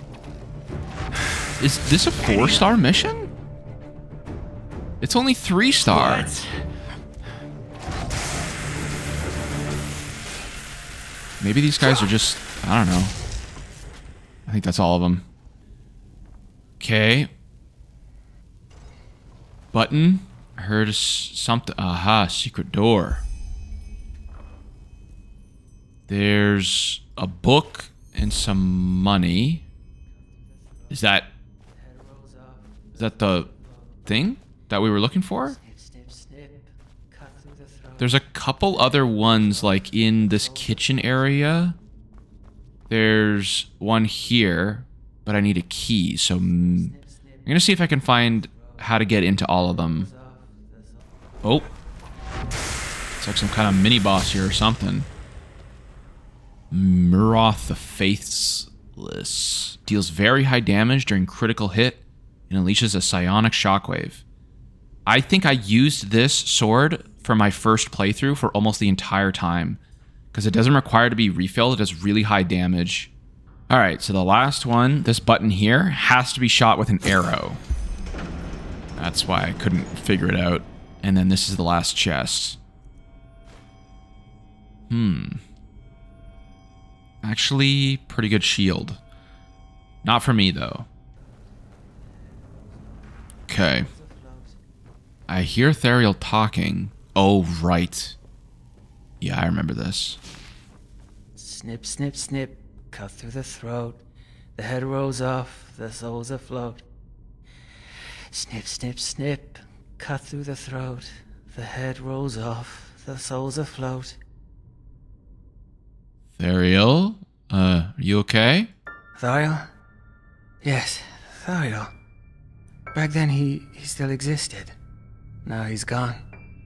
Now there's only Brother Wrath. He killed them all, you know. Lethal, Wilma, have all of them gone or dead. We couldn't enter the cold flesh. We screamed. We screamed as loud as we could, because it hurt so bad. But then, that would have made him angry, because then he couldn't concentrate anymore. But what else should we have done? It just hurt so bad. No matter how much of the blue juice he gave us, it always hurt so bad. You're talking about the father, aren't you? Father. Yes, our father. We never saw his face, you know. She always wore this mask, this terrible, scary mask. Interesting that they refer to the father as, or he does, as a she. Do you remember what he did to you? Yes, he wanted to make us happy. That's what she always said, that she wanted to make us happy. At first I believed him, but then they took Letho. Letho, they just came in and took him into the room. I heard him scream. Hours and hours, and then suddenly silence. Silence for eternity. But I shouldn't talk so much. Too much talking makes the father angry. Just let me sleep, will you? Just sleep.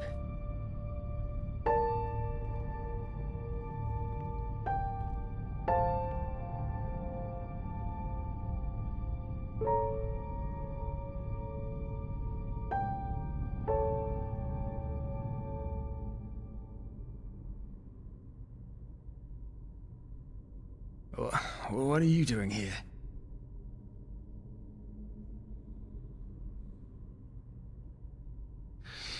What happened?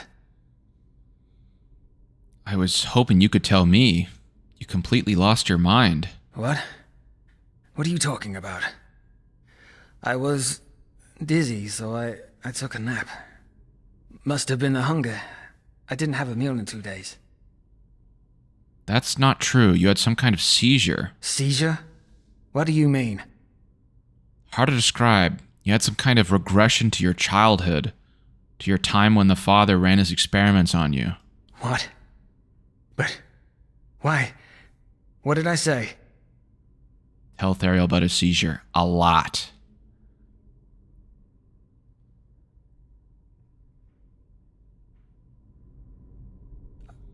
I see.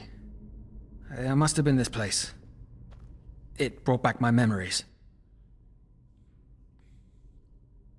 You make it sound so ordinary. What do you want to hear? I have no idea what that was. Same as you. And now, you don't remember anything of the seizure? No, I don't. But it doesn't matter. We should focus on the task at hand. What about the safe? Did you find anything? Yeah, I did, and you were right. Shagun did document her dealings. Let me see. Can you believe it? That's a list of all the children who were sold. Name, age, price. She sold us like cattle. I don't know whether to cry or laugh. But it doesn't say anything about what the father did to us. Did you find anything else? No. Either Shagun had no idea what the father was doing to those children, or she took the answers to the grave with her. Shit. Well, what did I expect? It was worth a try. Do you want to know something? Shagun... I didn't think she actually did it. When I first heard of her involvement in the matter, I always thought she was living proof that not everybody can be corrupted if you shove enough money up their ass. Seems I was wrong. Wait, you mentioned a certain litho during the seizure. Did I? Tell me, what is it to you? Why do you care? I don't know, maybe it helps to talk about it. As if talking ever helps, but fine. You gave me little reason to distrust you, so why the fuck not?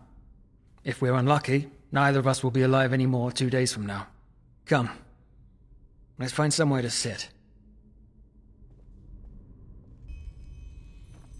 Alright, he prepared a fire for us, and look what's right here. Qalian, the guy we just questioned the quest before. Interesting that this book is here. Alright, let's keep this brief. My family discarded me as a child, and no, I don't blame them. I was weak, frail, and always ill. It was unlikely that I would see 5 winters. Do you remember anything about your family, who they were? I don't know. I've forgotten most of it. You don't blame them? What they did was cruel. Ah, nonsense. Keeping me would have burdened the entire family. What they did wasn't cruel. It was necessary. Cruelty is something else. Cruelty is inflicting suffering when it's avoidable, or simply for pleasure. Sadist scum like Qalian, lust murderers or mad cult leaders who stop at nothing to get their way. Not even the corpses of children. Yet, you're here. I am. Thanks to Letho. It must have been 6 winters back then, whereas I was 4 or 5. I don't remember. He found me in the gutter and took me in. I'm not sure you realize what that means. Surviving alone is hard enough as it is for an urchin child. But taking care of someone else, it decreases your chances even more. Letho didn't care. He saw me, he let me sleep in a pile of hay he called his bed, and shared his bread with me. I still have no idea why he did it. What was his story? Why was he on his own? I don't know. He never wanted to talk about it. Not even later, in the orphanage. I'm guessing the refuge orphanage didn't exist back then. It did. But there were a limited number of beds. New beds only became available if an orphan reached the age of 12 and was sent back onto the streets. Or, of course, if one died. What they had was a list. You could have them put your name on there, and every time a new bed became free, the orphans would be called into the alley, and the list was read out aloud from top to bottom. Strange feeling, as you could imagine. When Letho was 8, and I was about 7, we both got lucky and got a bed. We spent 5 years there, and 1 moon before the abduction by the Rhalâta, shortly before his 12th birthday, I swore to him that I'd come with him once they put him back on the streets. Now, I don't know if you can understand this, but the thought that he'd be out there while I slept in my bunk bed, I just couldn't accept it. According to the documents, Shagun had sold other children to the Rhalâta before she sold you and Letho. Did you notice anything? Back then, I didn't, but in retrospect, I should have. For example, there were those twin sisters. One morning we woke up and they were gone. Shagun wouldn't say a word about it, but we thought it was because they'd died and she was in mourning. Now I know better. And then the father took you. Yes, me and Letho. I still remember that day as though it was yesterday. It had been an exhausting day and my cough had come back. Shagun put out the candles and we fell asleep. Then, all of a sudden, they were there, right in front of our beds. We screamed. We struggled. Tried to flee, but it didn't matter. Uncle Nalek was there to help the masked men to calm us. Shagun and the other adults, they just stood by and watched. Can you imagine? They just stood there and fucking watched. You know the rest of the story. They put sacks over our faces and threw us into a carriage, like cattle on their way to the slaughterhouse. Then, darkness. The next clear memory I have is awaking on a pile of bodies in the corpse pit. It's interesting that he says he never noticed any of the other children going missing, especially if him and Letho were taken and they were screaming and fighting. Like, surely other kids would have heard that or noticed, right? And you never saw any of the other children again, not even Letho? No. Of course, I looked through that corpse pile as well as I could, but there was no one there. No one. It was real, you know? Letho and I were there for each other through it all, and he was my best friend, my brother, my family. Damn it, he was the only one I ever had. And now he's dead. His skeleton's probably rotting somewhere in the sewers, if the father's experiments left any of his body at all. I don't know if you can even remotely understand how much I hate this person. He is evil incarnate. It's that simple. Did you ever go back and look for Letho? What do you think I am? An idiot? Of course I looked for him. For weeks, months, fucking years. But nobody had seen him or even knew who I was talking about. For them, he was just another dead orphan in the caves. And you've had no one to back you up since, no one to back you up ever since. Backup. I don't believe in backup anymore. Just look around, will you? This thing we call our world. What is it if you take away the glitter? A ring? A fucking arena? They all just care about their own ends, and they are willing to do anything to see them through. Lie, steal, murder. And now? Now they're talking about the red madness, as if things hadn't always been the way they are now. Friendship is a privilege for the young and foolish. Letho always believed in the good in people. And look where it got him. Damn. I don't want to say any of this stuff because I don't want to ruin my disposition with them.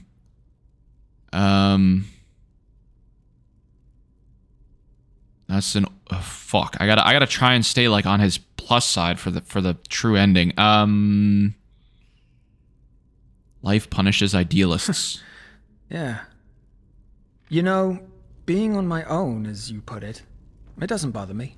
Not at all.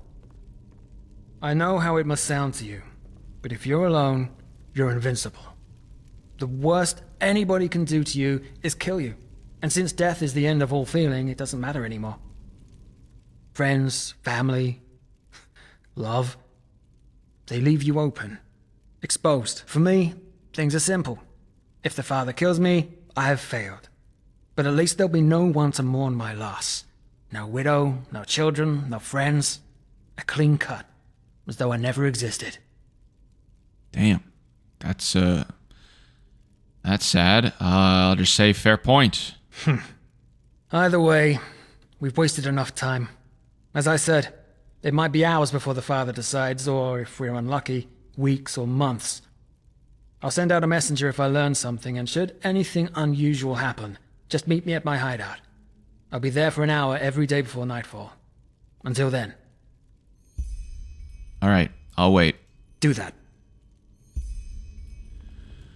There we go. Dark Chamber of Our Minds, I believe, is the start of like the final act of this quest line. I think. So we'll I'll cut and then we'll pick up again once the quest is ready for me to continue. Oh, I just went to sleep and then I woke up in this dream. Oh. Dawn is coming. Seek the first seer.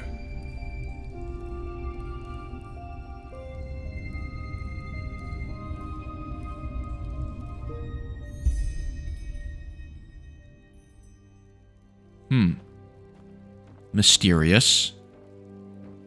I really should decorate my house. God damn, this place looks like ass. All I've got is a bed, 2 bottles of empty wine, a cup, and a chest. Okay, well, we gotta find the first seer now. Thankfully, I believe we get... Where are they? Teleport to the Temple of the Rhalâta. Because I don't think there's a fast travel with the Ark City signs to go to that temple. Specifically, you kind of have to figure out your way there. It's pretty confusing, so the scrolls are a big help.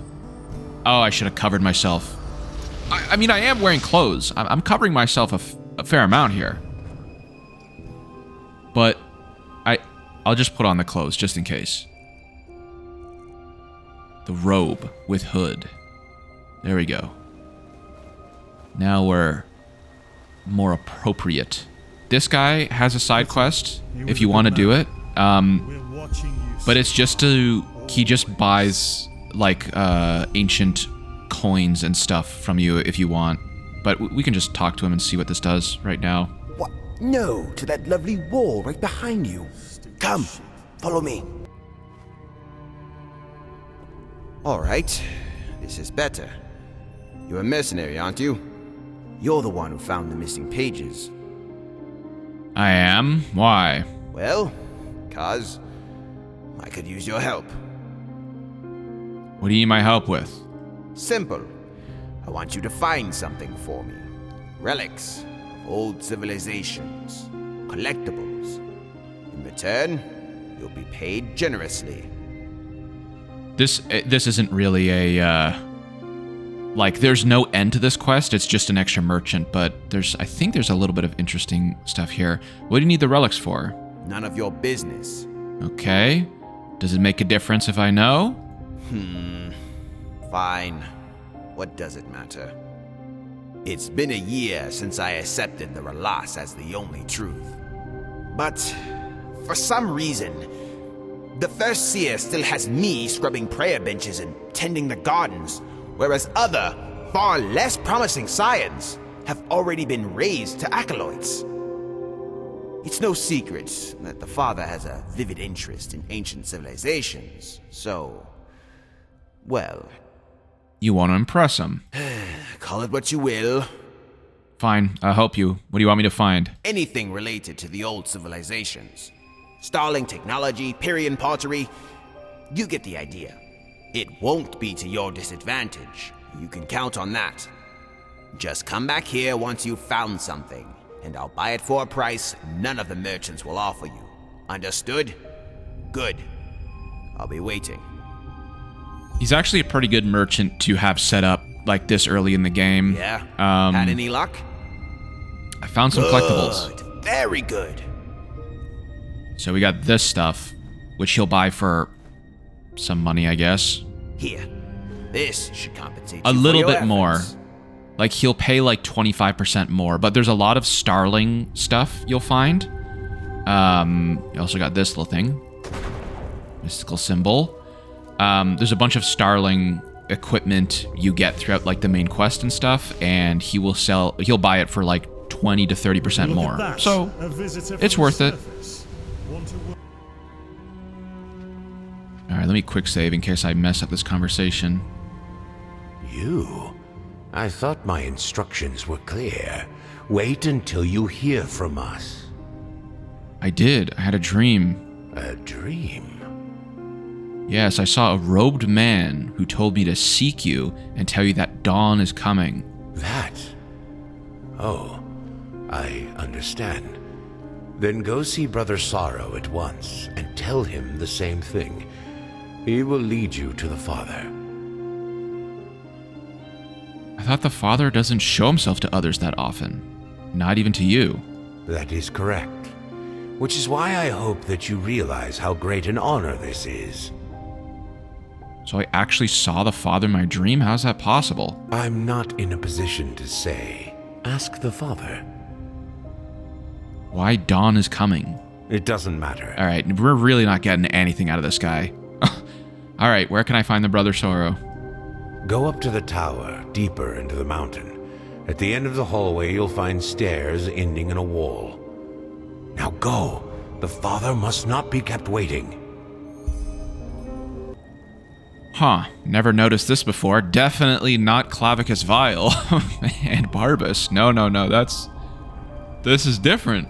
What is this? Is there a plaque or anything here?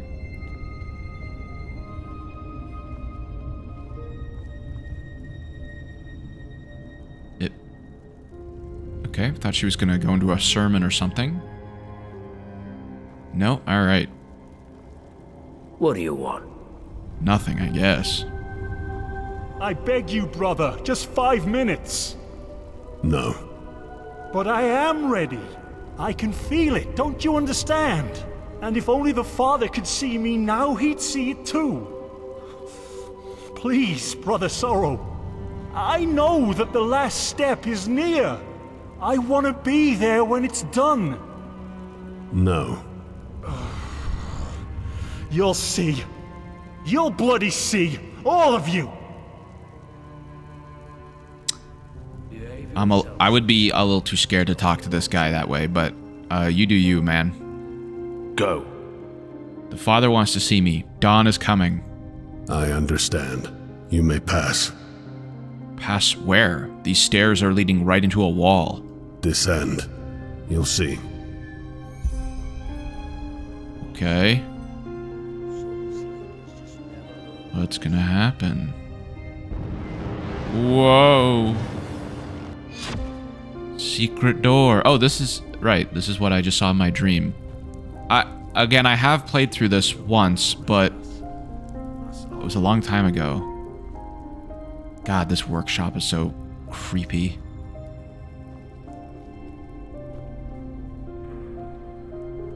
So you received my message. Good. Come, take a seat. I will be with you in a moment. Alright. I think the Father might be the best voice actor in the game, in my opinion.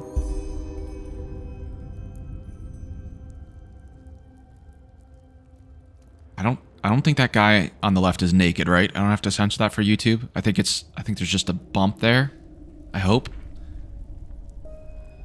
Well then, good to finally meet you in person.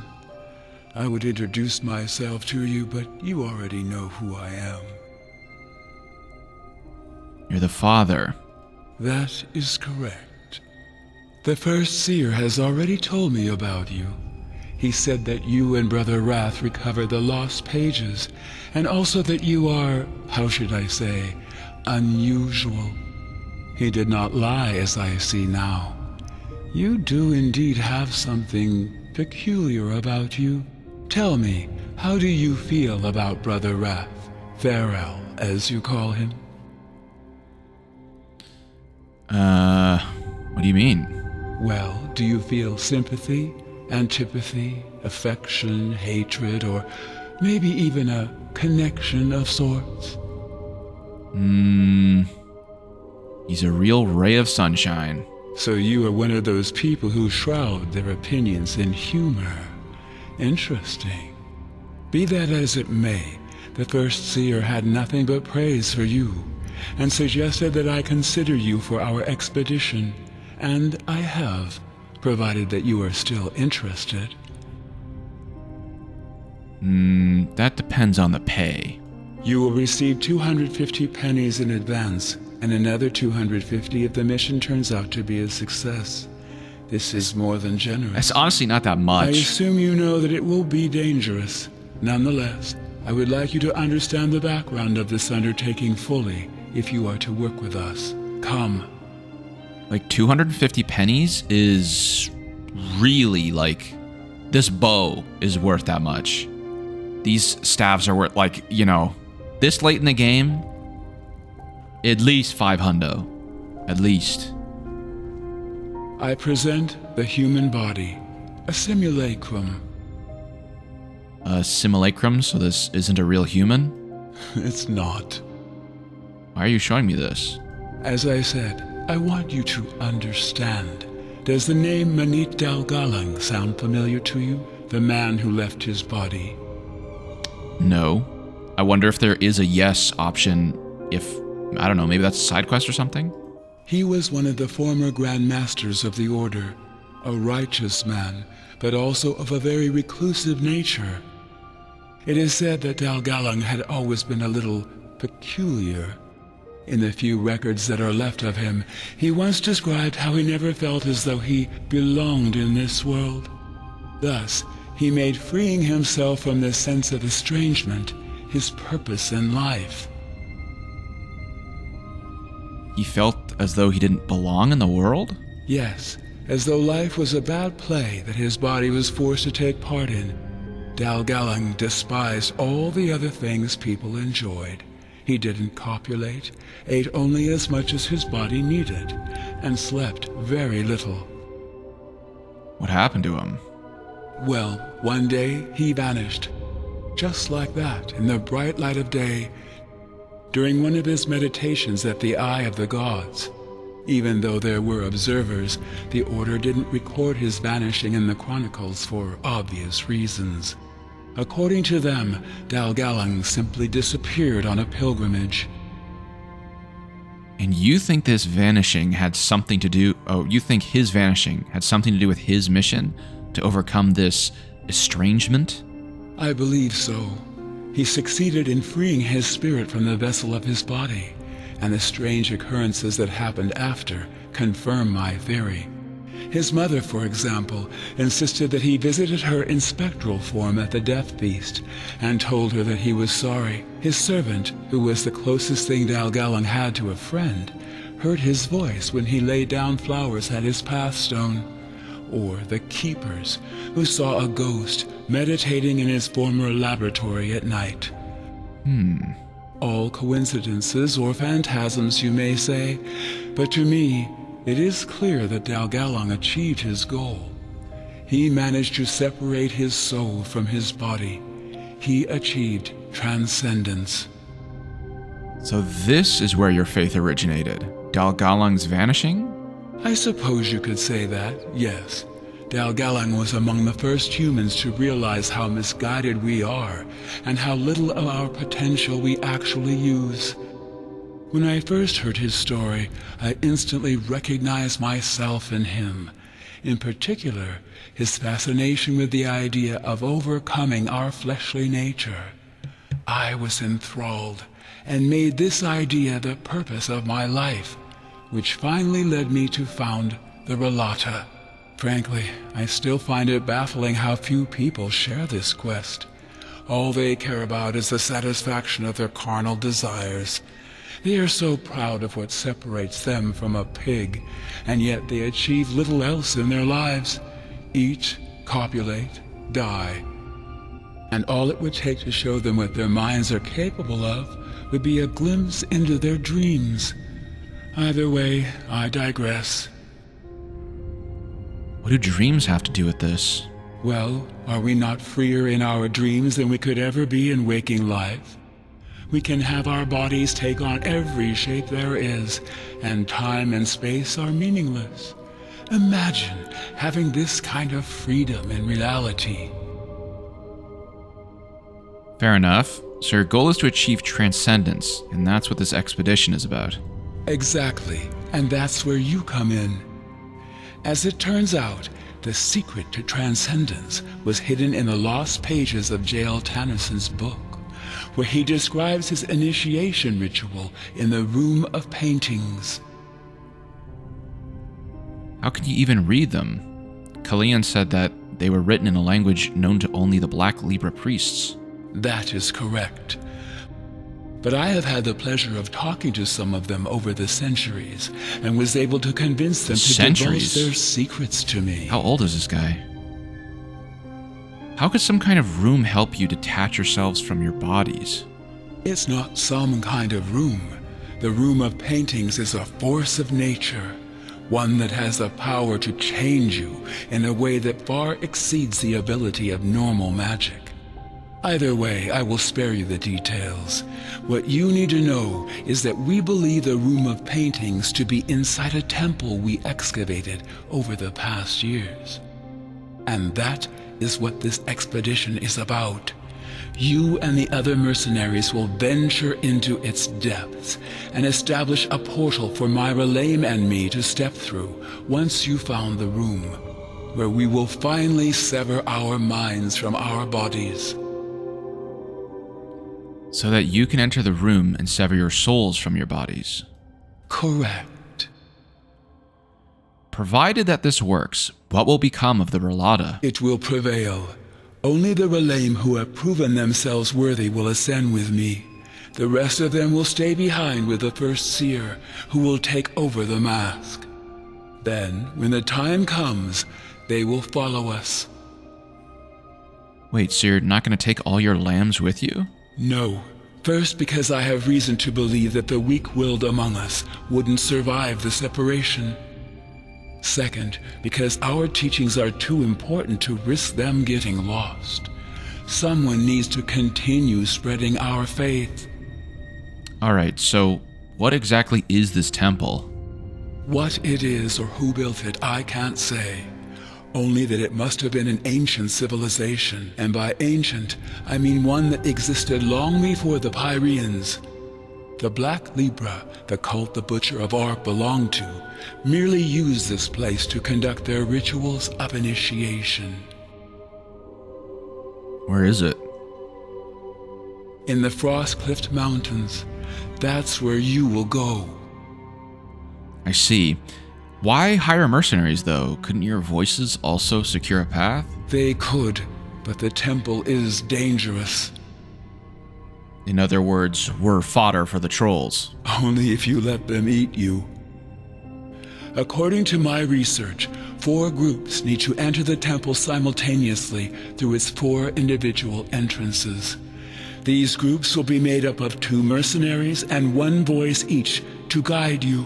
Once you've found the temple, your mission will be considered a success, and you will be paid. Any questions? What kind of dangers can we expect in the temple? I don't know. Finding that out is part of your mission. Understood. When do we start? As soon as possible. After this conversation has ended, you will make your way to the excavation site and wait for my arrival.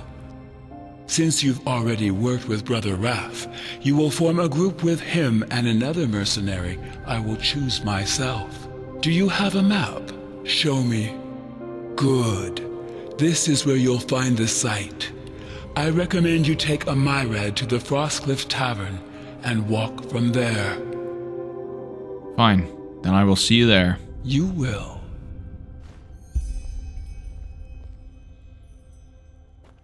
Creepy ass place, dude. I know you need to also be here for the canon ending because there's some kind of special alchemy table here or something that you have to use to make the potion. Whatever, we'll get there when we get there, but basically we need to have access to this area for the true ending of the game, like the whole game, not just this faction. Where's Therial? Oh. Counter. Alright. Free spell. I won't say no to a free spell. What the? You! By the name of the sun, I've been looking for you. What happened? Let me put it this way. I had a strange dream. Tell me. I see.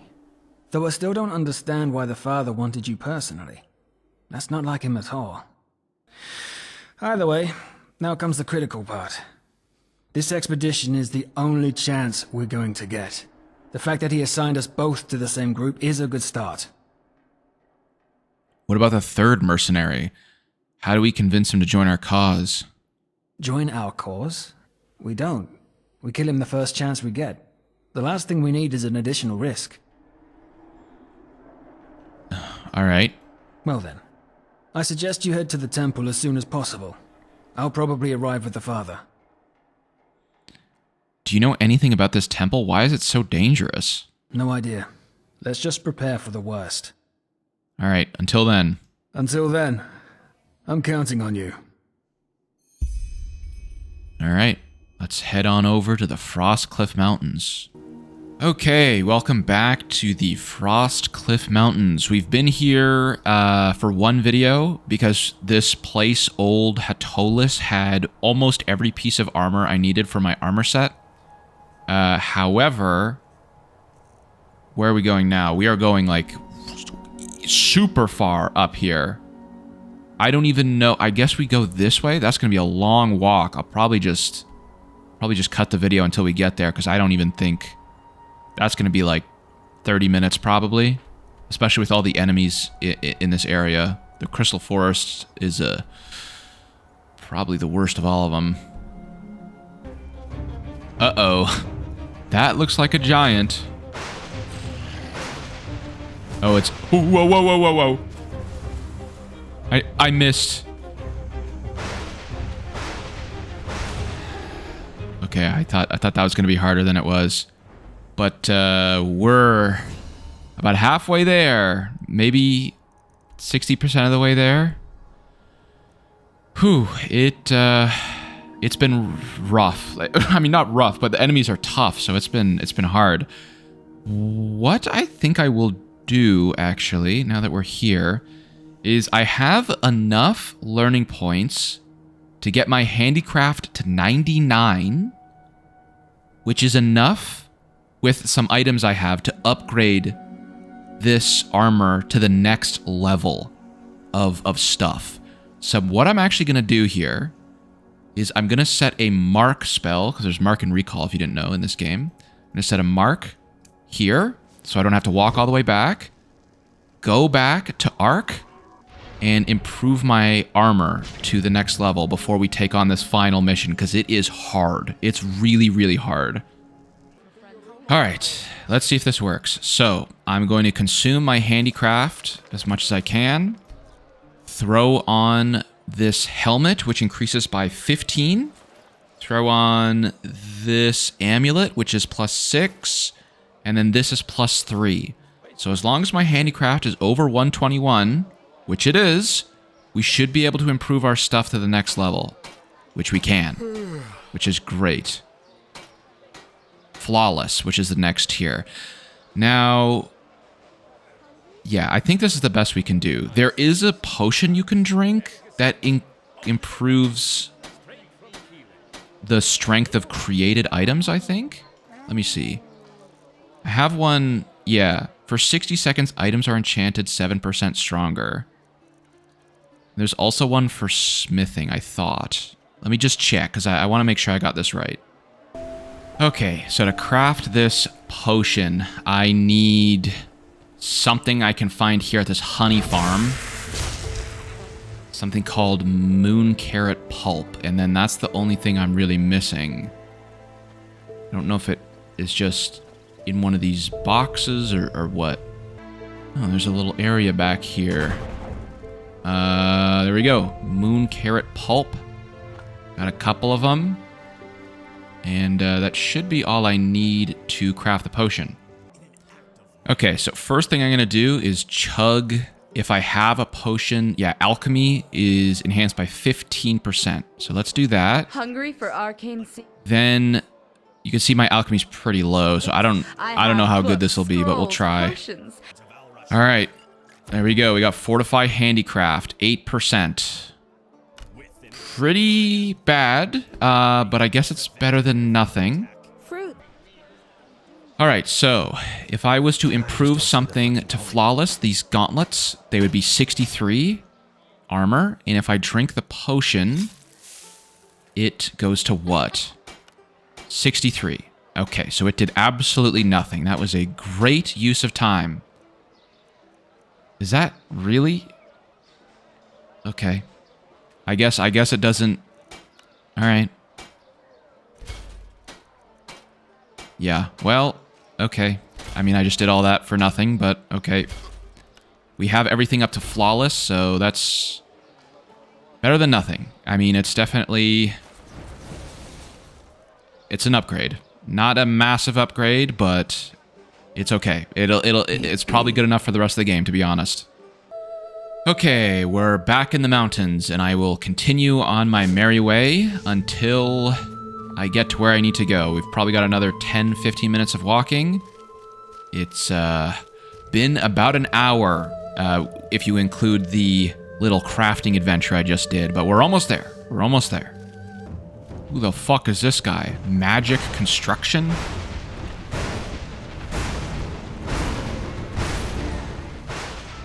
What is that? Looks like a Dark Souls boss. Huh. If I consume his soul, what happens? Basically a full heal. Huh. I wonder if that was a myth and legend, like I accidentally killed... I don't think so. Do they spawn before myths and legends? No. I don't think they... I don't know. That seemed weird, though. It seemed out of place. Okay. Here we are, the excavation site. This is the finale for the Rhalâta Guild questline. I'm going to make a hard save in case I mess something up. But there's one character in particular I want to make sure I speak to. That's close enough. Who are you? I'm one of the mercenaries. The father hired me personally and told me to come here. Oh, really? And since when does the father deal with mercenary scum in person? Let him through, sister.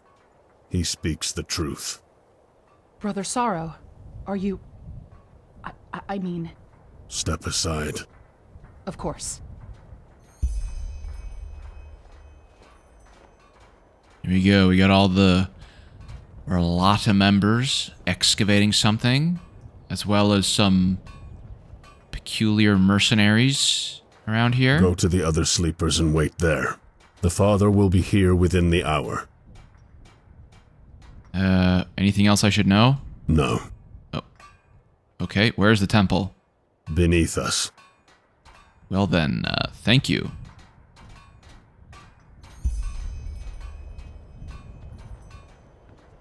Iwa? Doesn't say anything. Very cool armor, just meditating. What about this guy? Nope. Nothing there. But who is this? The 8th member arrives. Our company is finally complete. I'm Zara. Pleasure to meet you. We gotta make sure I do every dialogue option here I can. Because, well, I'll tell you as we talk to her. Because there's a little secret about her. Zara, are you Qalian?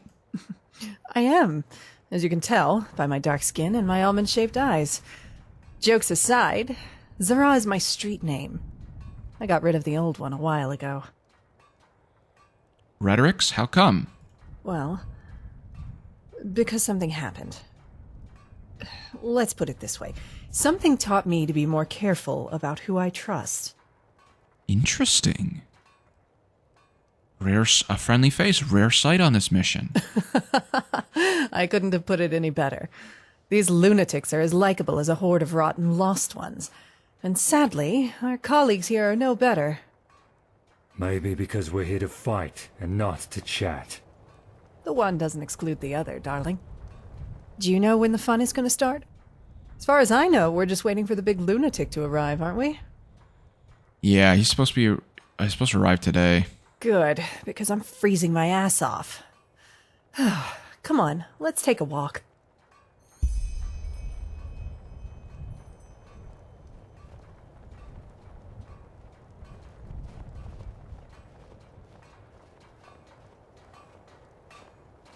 So there's 1, 2, 3, 4, 5, 6, including me. There's supposed to be 8, right? See these scars on her face? I don't know if you got a good view at that, but I'll show you in a second. Oh, here's another mercenary. Look at her face. See how there's scars? Important detail, which I will explain in a moment. Oh, what is this?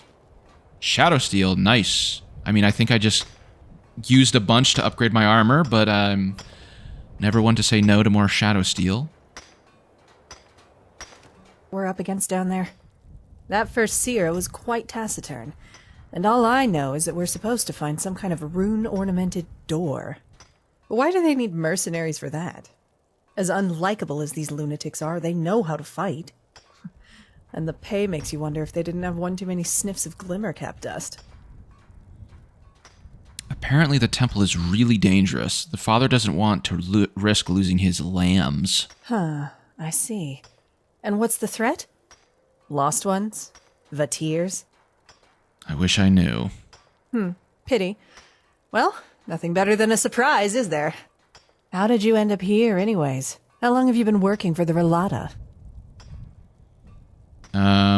This is my first run. A contact placed me. Likewise. I usually don't mind a bit of mystery in my missions, but there's something off about these Rhalâim. I don't think I'll do another job for them, no matter the pay. Have you ever seen this father character in person? Once. Yeah, strange guy. I figured. Well, I guess all we can do for now is wait a little while. I'll hit the hay for an hour. I haven't slept in ages. See you then. So, I guess while we wait, I can do the big reveal. So Zara here, supposedly, from a couple hints we get, is Jaspar's former partner. And Jaspar being the other main character, or one of the main characters in the game, one of the main companions. Enderal, this game takes place 13 years after the events of a book called Dreams of the Dying, which I will read through for the video essay. And I believe the 13 years is important. And in the book, Jaspar has a companion named Lycia, but Lycia tells us that her middle name is Zara. Now, Zara told us right now that Zara is her street name. It's not actually her real name. So I believe we're led to conclude that this is Lycia, Jaspar's partner. And we'll learn throughout Jaspar's story what happened with Lycia. But something indeed did happen between the two of them, and I don't think either of them knows if the other is alive.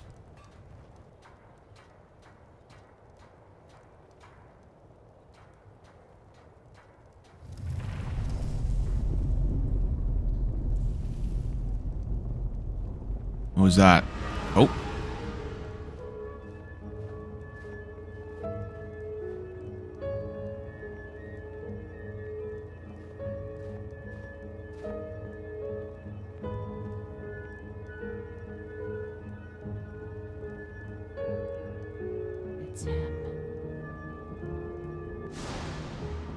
Brothers and sisters, children of the Rhalâs, the day we have all been waiting for is here. The world is on the brink. It always has been, but never before have the signs been more clear. An illness, which the Order calls the Red Madness, devours people's minds. Wars plague the land, and frenzied animals tear apart cattle and farmers alike. And it is only a matter of time before this country too will drown in chaos. You, my lambs, know my teachings. You know the Rhalâs, and you've devoted your souls to it, because you realize it is the key to freedom. An end to the suffering which all those people who choose to live their lives in their fleshly vessels consider their inevitable fate. And they are right. Their suffering is inevitable because they refuse to see the truth. A bird in a cage can never fly, no matter how hard it beats its wings. Only breaking the cage can set it free. And tonight, brothers and sisters, we will break it.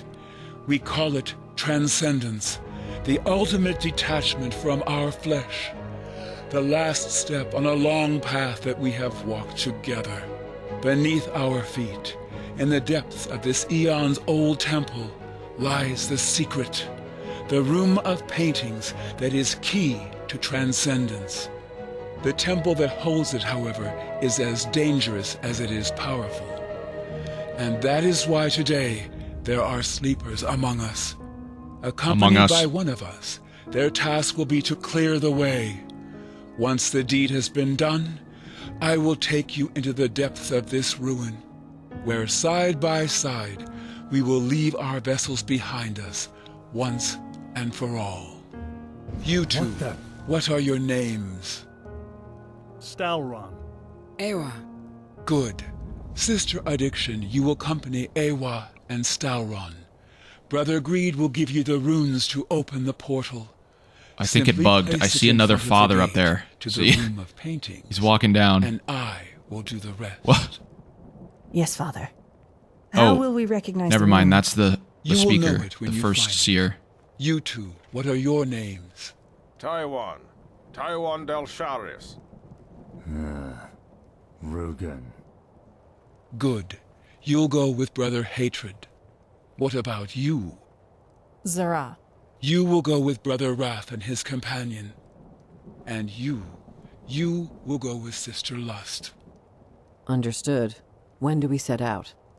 As soon as you have finished your preparations. Sister Addiction, Brother Hatred, you and your groups will go in first. Sister Lust, you will form the second group together with Brother Wrath. You will descend half an hour after the first group. As the first seer has already told you, whatever the temple provides in treasure and loot is yours to keep. You will receive the second half of your payment once the mission has been completed.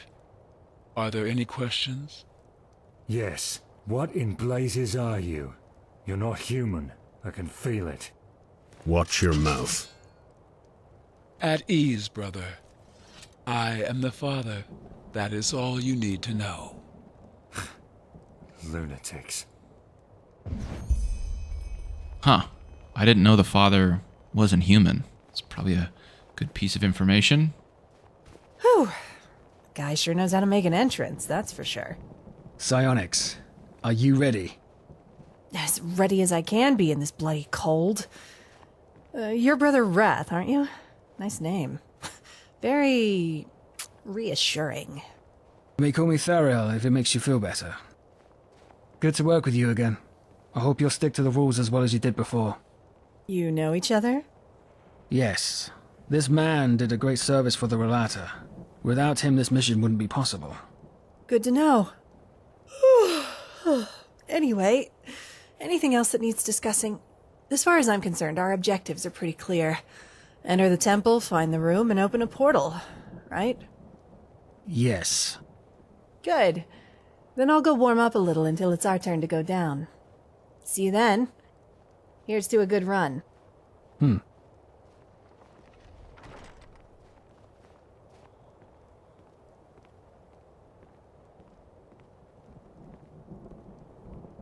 Brother Wrath, it's your turn. Yes. Mercenary! We're leaving! As you command. Lead the way. Alright, here we go. Am I strong enough? I certainly hope so. Probably could have got a couple more spell books and stuff, but that's okay, you know, we live and we learn. I think this is maybe the hardest content in the whole game. No, yes, there's go ahead. The dragon, but it's pretty hard still. By the way, pleasure to work with you again, Zara. I didn't know you were back in Enderal. And I'm already regretting it. Of course, my first mission had to take me into this bloody ice desert. I'm already missing Kyra. I bet. Where's your better half, though?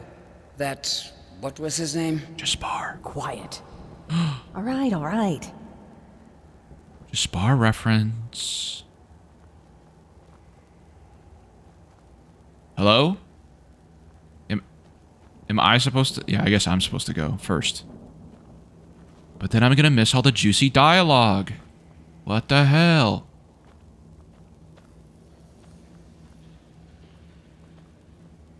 I don't remember. I'll probably have to do some post-editing for this one, because there's just a lot of important little, like, sound cues and stuff here that I don't want to skip. And where did everyone go? Everyone's gone.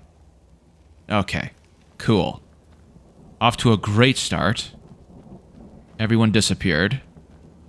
I guess we'll just beeline our way down here. Hopefully we're going the right way. This can't be right. Oh. Little symbol, but I feel like I'm missing... There they come. There we go. All right. Wait, what? Okay, I'm gonna just quick save here. Hopefully there's no dialogue I'm missing, because I feel like we should be talking on the way down here. What is it? Mysterious. It's definitely not the what's it called? The Blade's secret door. No. There's something different. What the fuck? What the f... 4 entrances for 4 groups. As if the father knew. Hold it.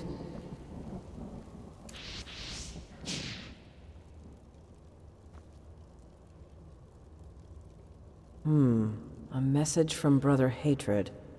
What's it say? They took the western and the eastern entrances. In other words, we'll take the north and south.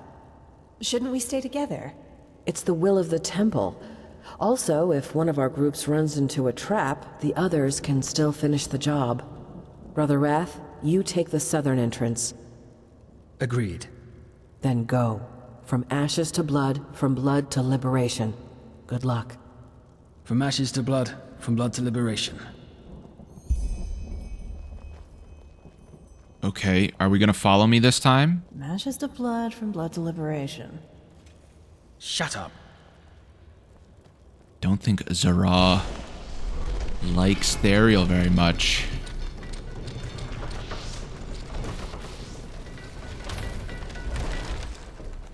Oh.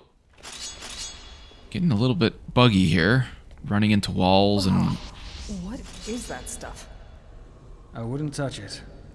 At the risk of blowing your mind, I wasn't planning on it. Alright, we got some... I really don't remember much of this, by the way. We got some crazy-ass roots. Oh my god. It's... Jaspar. What is he... What the... You? What are you doing here? Kill it. Whoa.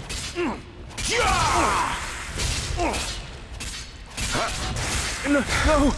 Wait! One of the temple's illusions. The father warned us.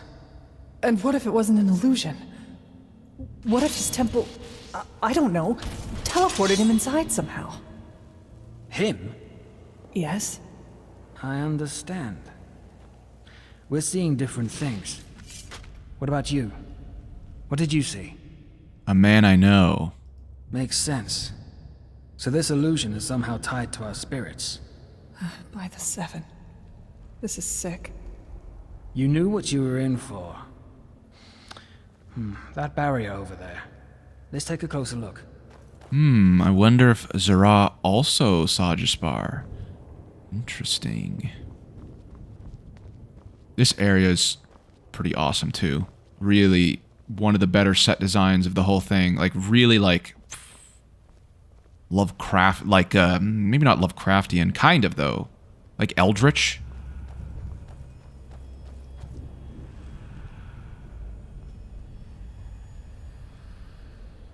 Look at me! Die! Perversion. These guys are pretty powerful.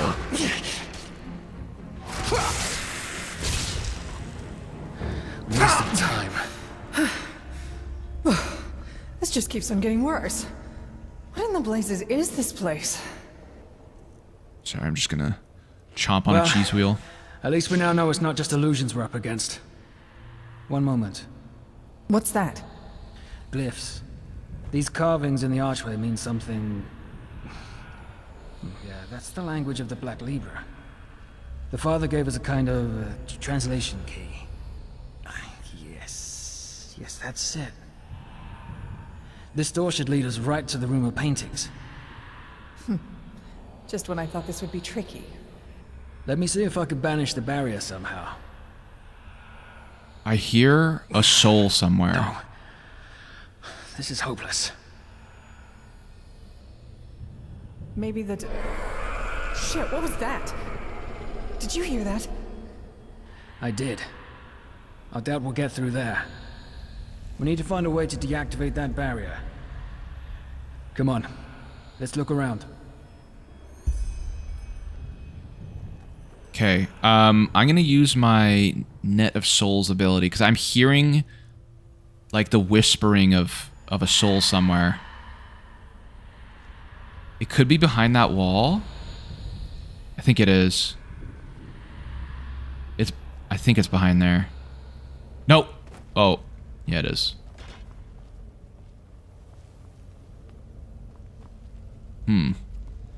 Alright, we'll just take a look around. Look out!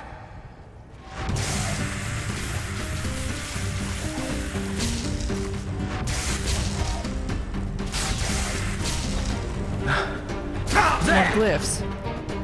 Can you translate them? Let me see. Damn it. This is too complicated. Really? Let me take a look. No! This isn't meant for the eyes of a sleeper. All right. So what do we do then? We'll keep exploring. Come on. Just an illusion. Ignore it. Oh. Is that... Look out! What is this? Oh my god, it's my father. It's Daddy. No. Leave me alone. He's beating me with his meat cleaver. Oh my god, can we drop aggro for a moment? Fine. God damn.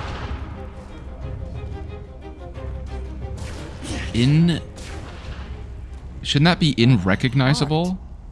Yes. Incognis? I don't even know what that means. Father's Legacy. Critical hits have a chance of 25% to let human explode enemies. What? Critical hits have a chance of 25% to let explode human enemies? Okay. I think that's a bit of a typo. It's fine. Wait. What is it? That was Brother Hatred. I didn't hear anything. Well, I did. I'll go take a look. Stay put. Shouldn't we stay together? Can't you just for once follow a simple order? Whoa, calm down, will you? Go if your life depends on it. I won't be long. What is this thing? Oh. You can hear it beating. Ew. Is there anything in here? Oh, there's a treasure chest. Slimy chest. Some money. Spell Tome Death Storm. What the fuck? What is that? Unleashes an inferno of dark energy, but also costs you health. Okay, I've never heard of that before. Dream Eater, sure. Okay. Blazes. What a bloody prick. Well said. At least we agree. And here I had almost forgotten how little I miss this bloody country. You were overseas? 11 years, yeah. Mostly in Kyra. Though, things got a little heated over there even for me recently. You know, civil war and so on. So I thought, well, Zara, time to head home, and I jumped on the next ship. And now here I am, in an ancient temple that pits me against illusions and exploding meat puppets. Exciting, yeah, but just a bit too disturbing. Back there, in the hall, what did you see? Or is that too personal? Is there any way I can get her? I saw someone who's very important to me. No, I'll say a friend. We've been through quite a lot. I see. You know, I saw someone who used to be very important to me. Oh. Someone who I trusted. Even though I should have known better. I really thought I was over it by now. I bet that's Jaspar. I bet she saw just 13 years! For fuck's sake. 13 years. There it is. She definitely saw Jaspar. But seeing him back there, even though it was just an illusion, it brought it all back. But, well, I guess that's life, isn't it? It's only on your deathbed as you lie there shitting in your sheets that the past lets go of you once and for all. Kind of pathetic, isn't it? No. What? What? No. Oh. What the? I don't remember this at all. Why is she getting... What is happening? Ow.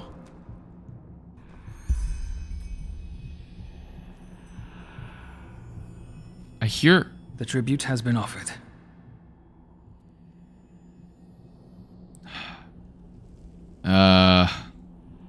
Tribute? What in the blazes are you talking about? That stone tablet in the room that we were in before. I was able to read it. It said that passing through the gate that leads to the room of paintings requires a blood tribute to be paid. That's what I just did. Damn. I hope it was worth it. I really do. Worth it? This isn't about being worth it. It's about doing what's required. This woman, if the father hired her, you can be sure that she had more than one skeleton in her closet. She was a cutthroat, like the rest of the mercenary scum down here. Also, killing her was the only way to get through the barrier. That is, unless you were planning on giving your life. Sometimes I get the feeling that you still haven't understood what's at stake here. This is the only chance we're gonna get. Is that clear? And if you think I'm gonna risk that chance to save a murdering sellsword whore's life, you're dead wrong. Damn. Now let's push on. We don't want another group to find the room before us. Alright. I'm hearing the soul stuff again. Oh, there is one here. Oh, it's her. 3 out of 20 souls. God damn, I gotta collect so many more, but okay. Uh-oh. Oh my god, this is my mother and sister? From the start? Oof. Enemy!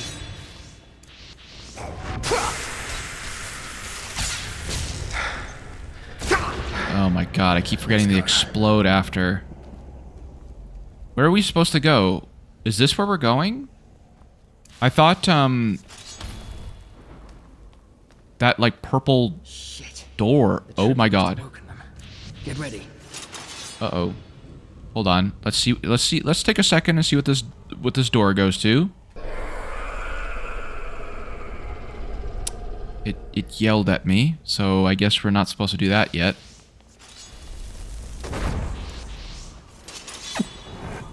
All right. Let me heal up if I can, because this is going to be tricky. There's a couple, like, major boss fights here. All right, here we go.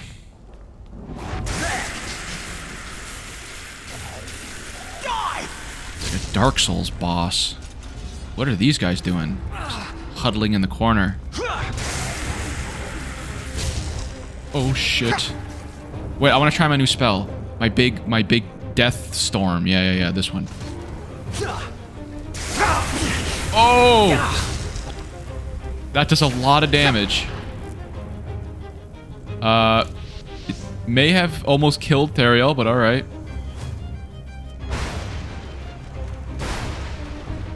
I am literally 1 HP, and I died.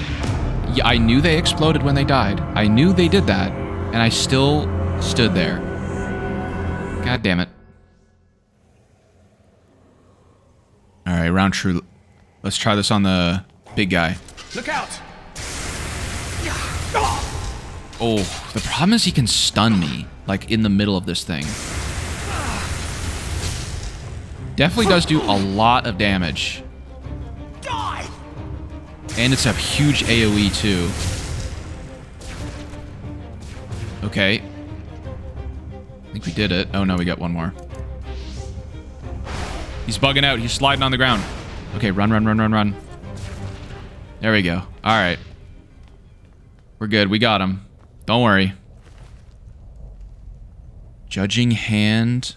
Old Claymore. Alright. Okay, I was hearing a soul over here somewhere. While we were up here. If I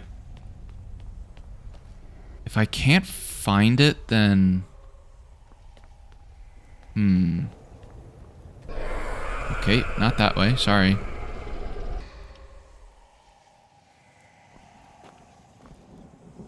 Is this... We're going the right way? Oh, man, this place looks creepy. Ooh. What's happening?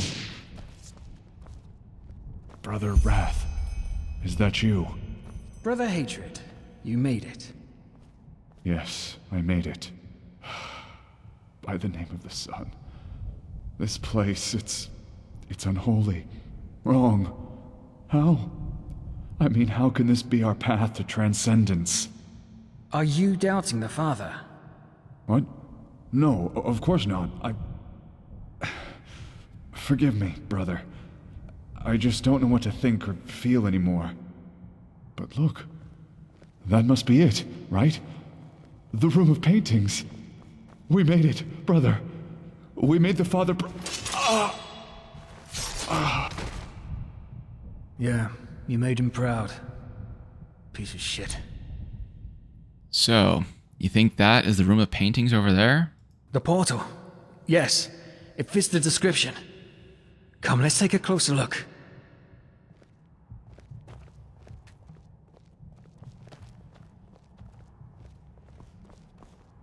This area is so cool. Like, it's dark, like I want to use my mage light, but that's just gonna, like, ruin the atmosphere, you know? Like, just chunks of, like, flesh and roots and... I don't know what the hell this is. Do you feel that? This power, it's... Wait. Did you hear that?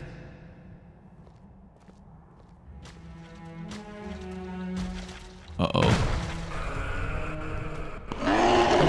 Uh-oh. Aren't we beautiful? Holy shit. I don't remember this at all. What the hell is that?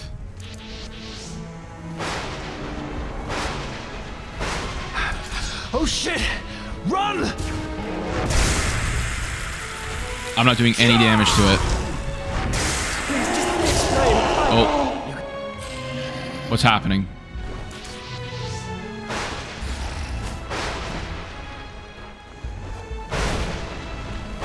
Oh god. I fell down.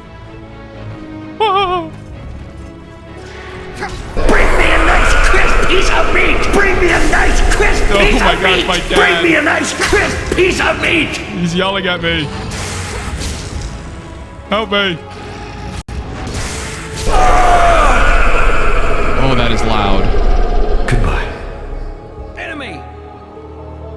Watch out. I think that thing's gonna explode. Yeah, I knew that. A Beyblade piece of meat here. Spell Tome Summon Abomination. Mythical. A powerful entropy spell which summons an abomination at level 60. Now, mythical spells, I've never learned one yet. Let me see. Oh. So you have to be, I think, at least level 90 in your tree to learn it, which I guess I am barely. I gotta see what this thing does. Summon Abomination. It only costs 54. It actually doesn't cost that much. This thing is still still spinning. It really did try. Oh! Alright. There we go. What's going on, buddy? Is everything okay? By the name of the sun. What was that? Another spawn of the temple. Yes, but that voice. It sounded like Letho, didn't it? How? Either way, we can't afford to take a break. Come on, let's place the rune to call the father.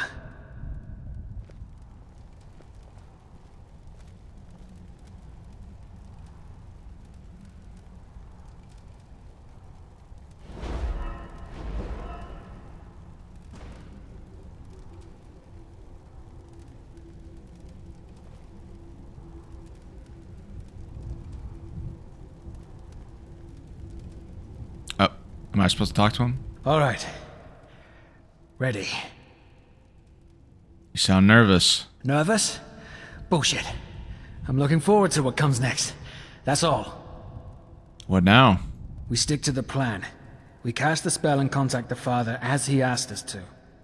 Once he steps through the portal, I will cast a banishing spell to close it and prevent him from calling back up. I'll leave the rest to your imagination. All right. Anything I should keep in mind? No. Just give it everything you've got. It won't be an easy fight. You can be sure of that. All right. I'm ready. Contact the father. Okay.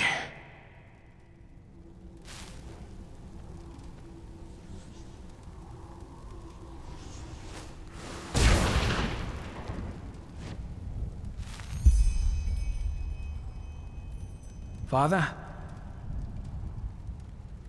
Father! Brother Wrath, were you successful? Yes, Father. We found the room. Good. Who's with you? Only the mercenary and I. All the others are dead. At least I think so. I have not seen them. That is regrettable. Well then, we are stepping through. We? Brother Sorrow and I. Ah, and Enderal. Yes? I am proud of you.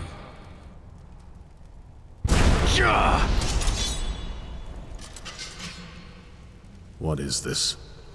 Treason. How I didn't notice. Time must have made me careless. What now, Enderal? What do you intend to do? Oh, I think you know the answer to that. I suppose I do. But allow me a question. Why? Can you also not see them anymore? The faces? Do you also feel a sense of estrangement? As if something about you is inherently wrong? That's what happened with the girl we investigated. What? I should have known. You were losing your mind, just as Sister Pride did. That's why you lured me here, isn't it? In your madness, you want to kill me. Nonsense! You're here to finally pay for what you did. Children, damn it. They were children. Wilma, Detlef, Sarah, Taurus, Letho. And you couldn't care less. We were just material for you. Human material for your fucking experiments.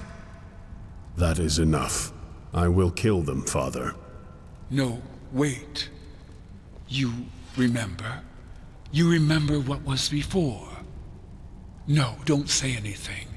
You do. By the name of the sun, this is fascinating. But I suppose I should have seen it coming. You always were my masterpiece. Masterpiece? You are right, Enderal. I did experiment upon children because they are special. And yes, some of you died in my laboratory. But they would have died anyway. Children were special? What do you mean? Oh, isn't it obvious? Their minds, their spirits, they are fresher, untarnished, faster to adapt. Traits that are indispensable for my work. What do you mean? They would have died even if had you done nothing? Because they were orphans? No, because they were sick. If you remember your past, Enderal, do you also remember that cough you had? Detlef, Wilma, Sarah, Letho, and you. You were all affected by the foulness, a disease transmitted by rats in the Undercity. Children are especially susceptible to it, and it is always lethal. Lies. Nothing but lies. Not yet. Believe me or not, it's the truth. However, I didn't intend to heal them, at least not by conventional methods. There is no cure for foulness. Do you remember that first conversation we had, mercenary, where I told you about the Rhalâta's ultimate goal? Transcendence. You wanted to free the human mind from its body. Correct. Before I found out about the Room of Paintings, I conducted a lot of experiments through which I hoped to find a way to achieve it. The dying children were a part of it. My goal was to give them a new artificial vessel to cheat death. Cheat death? Yes, to extract their souls and plant them inside another body. The Pyreans did something similar by binding spirits to objects or places, so I tried to apply the same principle in my experiments. Transfer the soul of the dying child into an artificial body. It never worked, however. The soul always lost its identity upon extraction, degenerated into pure magical energy. Eventually, however, I had a breakthrough. Not only did I manage to extract a child's soul, I was also able to transfer it into a simulacrum. At first, it all seemed perfect, and I was raptured. The children simply fell asleep and awoke inside a new body. Ooh, we got lots of options here. You're talking about these children as though they're objects. Do you have any empathy? Empathy. How is it relevant? Ultimately, it's actions that matter and not words or intentions. You see, above all, I am a scientist. It was never my intention to make this world a better place, but neither was it to inflict suffering. The children advanced my research, and I offered them a second chance at life. That is more than all those empathetic people in Ark were willing to give them. And the matron of the orphanage simply sold you these children? You say that as if it were a crime. She knew they were doomed, so she had two choices. Dig their graves in the backyard, or give them another shot at life. One which I, on top of that, generously paid her for. No, Yesha Shagun was a good person. Better than I ever was. And where did these simulacra come from? The new bodies? I created them. Do not ask for details. It is a complicated process you would not be able to understand without my knowledge. But no, they were not real bodies, nor were they made from them, if that is what you are wondering. And how did all that just... Oh my god, I can't read. And you did all that just to learn more about the human soul? Yes. I needed to find out if it existed, and if so, about its relationship to the body. I thought this would get me closer to doing what Dal Galon had done. I was wrong, but I did not know that. But something went wrong, didn't it? Yes, I call it the estrangement. The transferred soul somehow begins to realize that something is wrong, which at first manifests in moments of confusion, and finally in the inability to see faces. Nessa. Sister Pride, yes. She was one of my last creations before I gave up my endeavor entirely. Most of the children died days or weeks after the transfer, save for 3 exceptions: Brother Sorrow, Sister Pride, and Brother Wrath. Yes, Theral, you heard right. You are my creation, my child.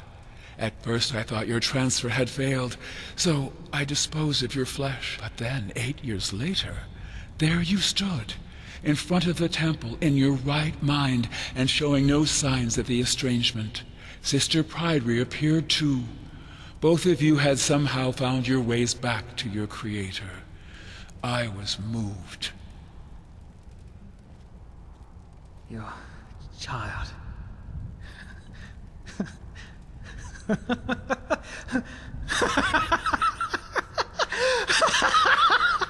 All right. Oh, that was a nice story, but I think I've heard enough.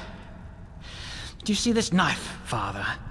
I'm going to drive it deep into your throat, and into yours too, Brother Sorrow. And I'll enjoy every second of it. The question is, are you still with me? Okay, I gotta make a save here. The question is... Remove your mask. Are you still with me? Of course. Do you recognize him, Thero? No. Yes, Thero. Letho. His procedure went a little differently. His original body died at the exact moment I conducted the transfer. I believe that this is the reason for his lack of humanity. But at the same time, his condition seems to protect him from the estrangement. Unlike Sister Pride and yourself, he still shows no symptoms, and I doubt he ever will. You're alive? That's not possible. That's just not possible. It's pointless, Thero. He's not the boy you once knew. I'm sorry. No, that's not true. Please. Hello, it's me. It's me. Thariel. What are your orders, Father? Shall I kill them? Well, I suppose that is their decision to make. I am not the monster you think I am, Thero. I hope you can finally see that. And no! I am ready to... Oh. He just killed his best friend. Make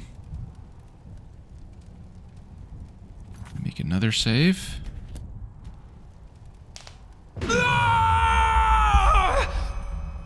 We got slow-mo.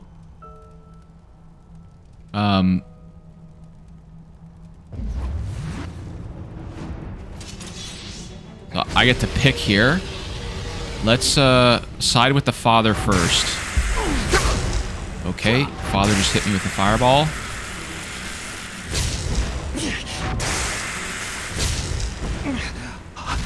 Help me.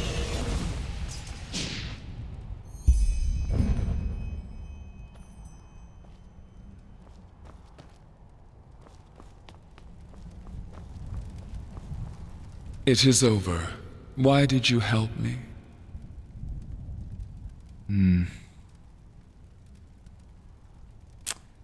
I don't know. I see. I have to admit, I did not see this coming. I always had the feeling you were different, yes. But an assassination attempt by one of my own lambs? I did not expect that, especially from Brother Wrath. I suppose it is because of all my lambs, he was always the one dearest to me. A pity it had to end like this. Still, that he kept his memory despite the transfer is remarkable. Perhaps I should not have been so quick to give up my research.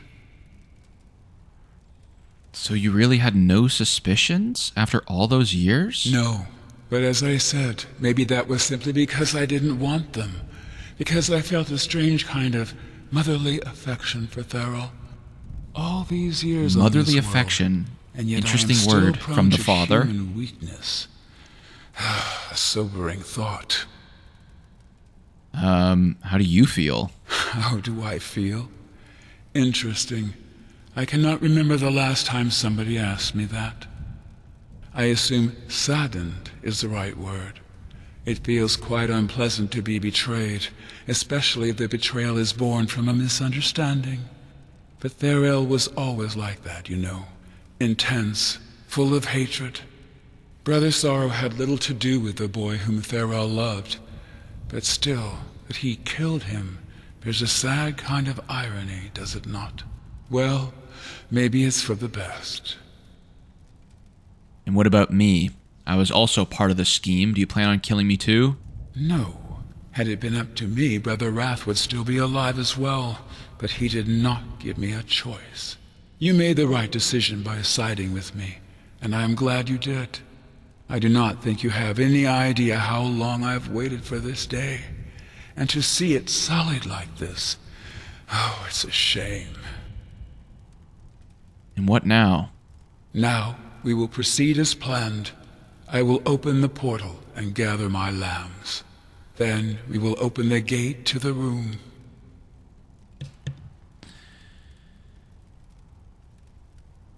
Do you still think the room is the key to transcendence after all that has happened down here? Yes, I do. Please forgive me. I cannot risk you interfering with the last step, even if this is not your intention. You will awaken when the deed has been done. I don't know if you're allowed to join them. I saw that was an option.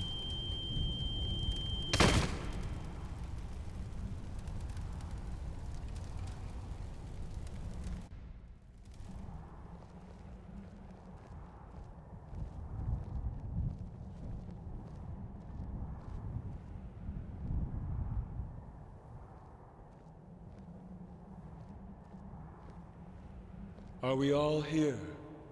Yes, Father. Good. Rhalâta, the time has come. Liberation awaits us. And you are certain you want to let him live? Yes. Existence is punishment enough.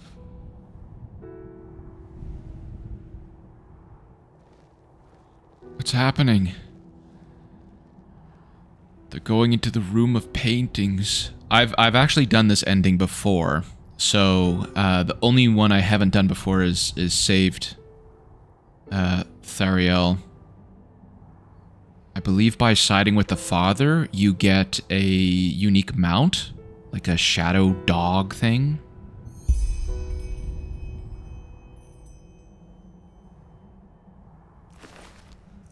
Atonement.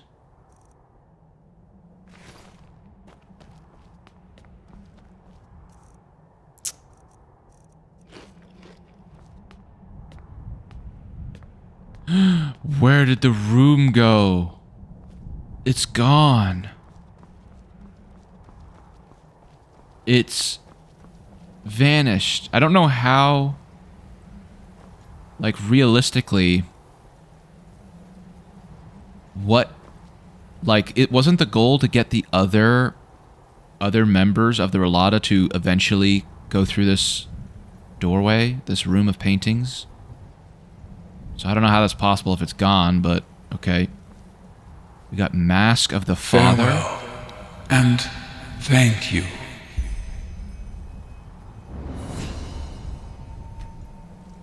See what this item does.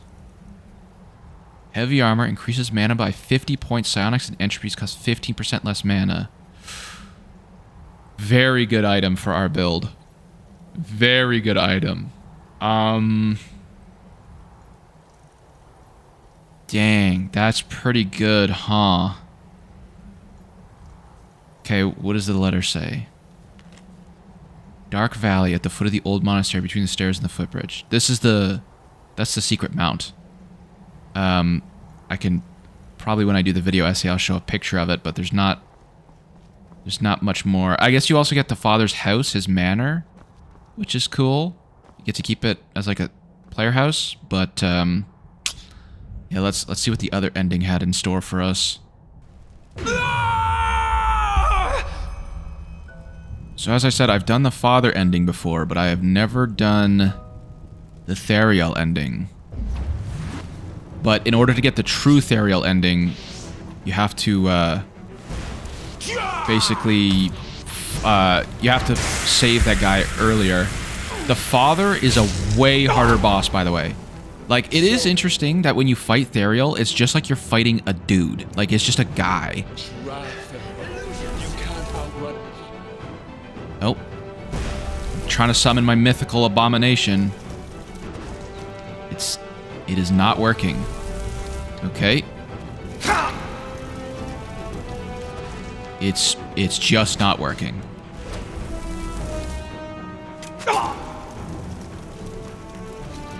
There we go. I'm almost dead though, so this isn't great. Great. Okay. Not my fault. Not my fault. That was extremely buggy. Alright, the first thing I'm gonna do is try and summon the abomination while they're distracted. Okay. Now we hit the father. Okay. Let's see this abomination in action. He's not doing anything at all. He's just standing there. And... what is happening? Who is shooting me? I can't see anything.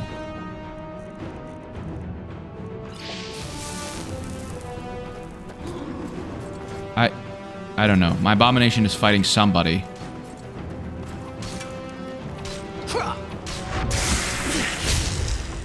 I guess we're fighting the spirits of whatever this is. We're fighting spirits of Theriel himself.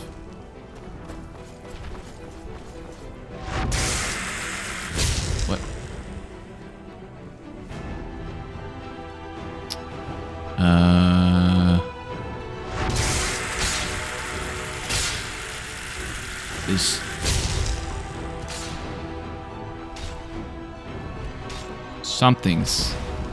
Something's happening. I don't know. I don't understand. I guess I killed the father. I don't know where the body is. I just kind of ran around and waited for Theriel to kill him. Oh. Is that the body over here? Oh, yeah it is. You feel something akin to an electric shock as you touch the body. No, what have I done? What have I done?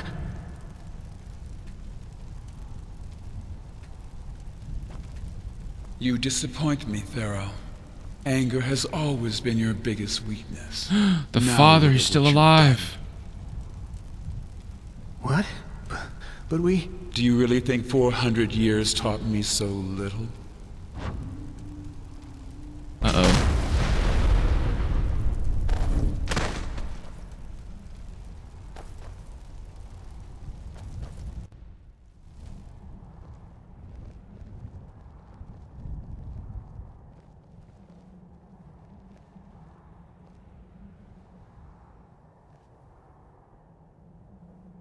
Are we all here? Yes, Father. Good. Rhalâta, the time has come. Liberation awaits us. And you are certain you want to let them live?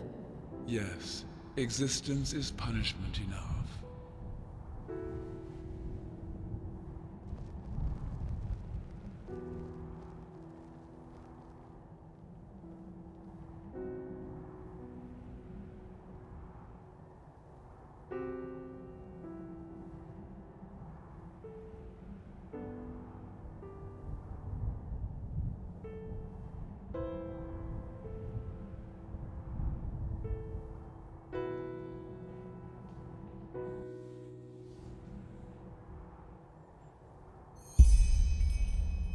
Okay, so this is the important bit. There's a portion here where you kind of need to convince him not to take matters into his own hands. They are gone. Where in the blazes is the room? Gone. It was there when the father opened the gate. I saw it. That's impossible. How can an entire room disappear? I don't know. All for nothing. All for nothing.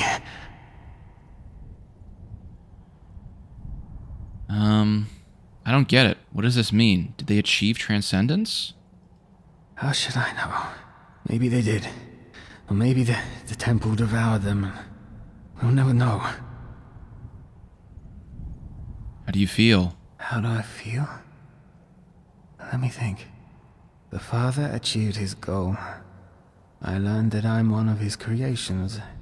A deceased soul in a body made from artificial flesh. And I killed my brother, who I thought was dead. Letho. I killed Letho. That man wasn't the Letho you remember. You know that, don't you? Yes, I do. You had good intentions. The father might not have been all that you thought he was, but he was still a murderer. I know. The children. He didn't give a damn about them. If there hadn't been ones who were dying, he would have just abducted healthy ones. And even as it is, nobody has the right to do what he did. Just look at Letho. The only person I ever loved. He turned him into a living piece of meat. Into a puppet. Sometimes it's better to die than to live. So, you would have preferred if he had simply let you die? I don't know. Maybe. But I know that he was right about me. All of this, my crusade against him. It wasn't about the children. It wasn't about justice. It was about having something to fill that deep black hole within me. To feed that nothingness. This nothingness isn't your fault. The father put it inside you. And that doesn't justify what I've done. It's never too late for repentance. You can make up for what you did. Familiar words. You said the same about Qalian, didn't you? I don't know. The only person who was important to me is dead. So, why keep going? What for? Let me help you. There's lots of things worth living for. Help me.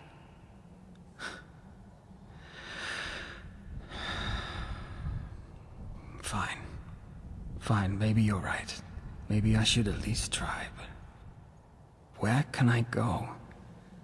I can't stay in the Undercity, not after all that's happened.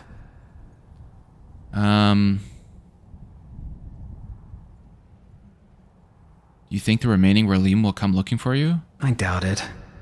Nobody knows what happened here, and those who did are wherever the room of paintings took them. But if the other Rhalâta see me, that might raise suspicion. I need to keep a low profile, at least for a while. I own a house in Ark. That's cool. That's a unique dialogue option. If you have bought one of the houses, you can stay there. A house? Alright. Maybe it's worth a try. Give me a moment on my own, will you? I need to say goodbye. Alright, well, I'm in my house. I do not see him here. Oh. Oh my god. Good to see you. That's what he looks like in normal clothes? So weird. Oh. You can tell him about the cleansing. That's cool. Now that our mission is over, I think there's something you should know. What? Huh. Interesting. And here I thought the father's talk about how the end is near was all nonsense. maybe you could help us fight the High Ones. I had the same thought, but I can hardly just walk into the temple, can I? I doubt Grandmaster Aranthia would accept the help of a former Rhalâta. Also, the first seer might catch wind of it. I'll see if I can think of a way to help, alright? Until then, just stay safe. So long. Oh, good to see you. Oh, is that, how do you feel? Have you noticed any signs of the estrangement? None. I have had a slight headache since last night, but that's it. No melting faces, no feelings of, not belonging. How do you explain the fact that the symptoms aren't getting worse? I don't know. Maybe it's just some small respite. Though there's something I've been wondering about. Probably just wishful thinking, but still, do you want to hear it? Tell me. Maybe the estranglement is caused by not knowing your true nature. I do now, so maybe this protects me. You mean being aware of your nature protects you? Yes, like a demon of sorts. If you don't know that it's within you, if you lock it away somewhere in the dark corners of your mind, it festers inside you, like a poison. If you know how to acknowledge it, though, you can fight it, and maybe even win. Also, wasn't he bald? How come he has hair all of a sudden?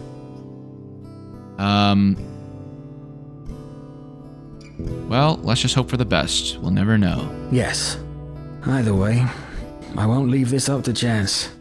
I recently reached out to one of my old contacts in the Undercity, one whom I trust. She'll keep her eyes open for any writings or books on the topic. Mostly about those binding rituals the Pyreans practiced. I know that it's a long shot, but still. Some hope is better than none, isn't it?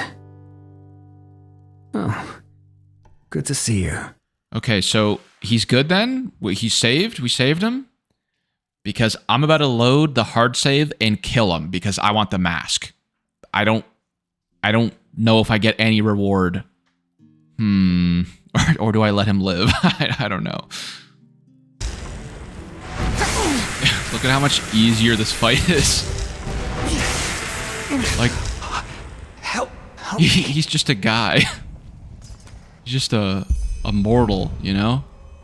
It's so much easier just to kill him versus the father, which is... Father's like a god. You can't even kill him, even if you do fight him. It is over. Alright, I am gonna pick this other option to see what happens. I don't actually know. I don't know if this is like a secret ending or anything. I doubt it lets you. I want to join you. I want to see what's behind those doors. I feared you would say that. Sadly, I cannot grant you your wish. Please forgive me. I cannot risk you interfering no explanation with the as to why. Even if this is not your intention. All right. You will awaken when the deed has been done. All right, I put on the father's mask and I improved it up to, where is it here? Flawless. It is better than the helmet that I have here because it gives me only bonuses that I want. It's a bit better specifically. But I'm going to see if there's any unique reactions, if anyone notices. Because in Skyrim, like base game Skyrim, they will comment on the armor you wear. And I want to see if the keeper, or the sigil, the seeker, whatever it's called, the seer, will recognize me and give me some reward or something. Rhalâta Shara, you know why we're here. Keep walking, sunchild. Okay, so here's the first seer. Well, that certainly comes as a surprise. I thought you died alongside the other mercenaries. What do you want? Rhetoric's. The father said I should get my pay from you. Your pay? So the riches you found in the temple I didn't even think there was. enough I didn't for even you? think there were that many riches, to be honest. There were enough things in the temple to haunt me for a lifetime, but certainly no riches. Yeah, like there was actually not that much in there. I see. Well, you did a great service for the Rhalâs after all. Let me see what I can find.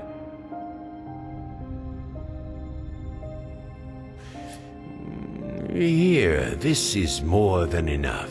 Now go. You are not welcome here anymore. 450? Okay, not bad. I get the feeling there's something down here. Oh, okay, that is something for another quest. There's like an ingredient in this office somewhere that you need for the Dreamflower potion, but I don't know what it is. I'm a little scared because he said I'm no longer welcome here, so if I don't find it, then I might be in trouble. Pus beetle, fog sponge, mana fungi. I don't know. Okay, it's this thing. It's this little cauldron, the substance decomposer. You need that for the secret ending of the game.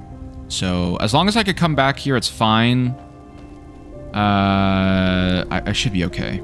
Let's go see what the father had for me. The secret, what's it called? The note he left for me. A token of goodwill. Just so I can show you what the reward on this side is.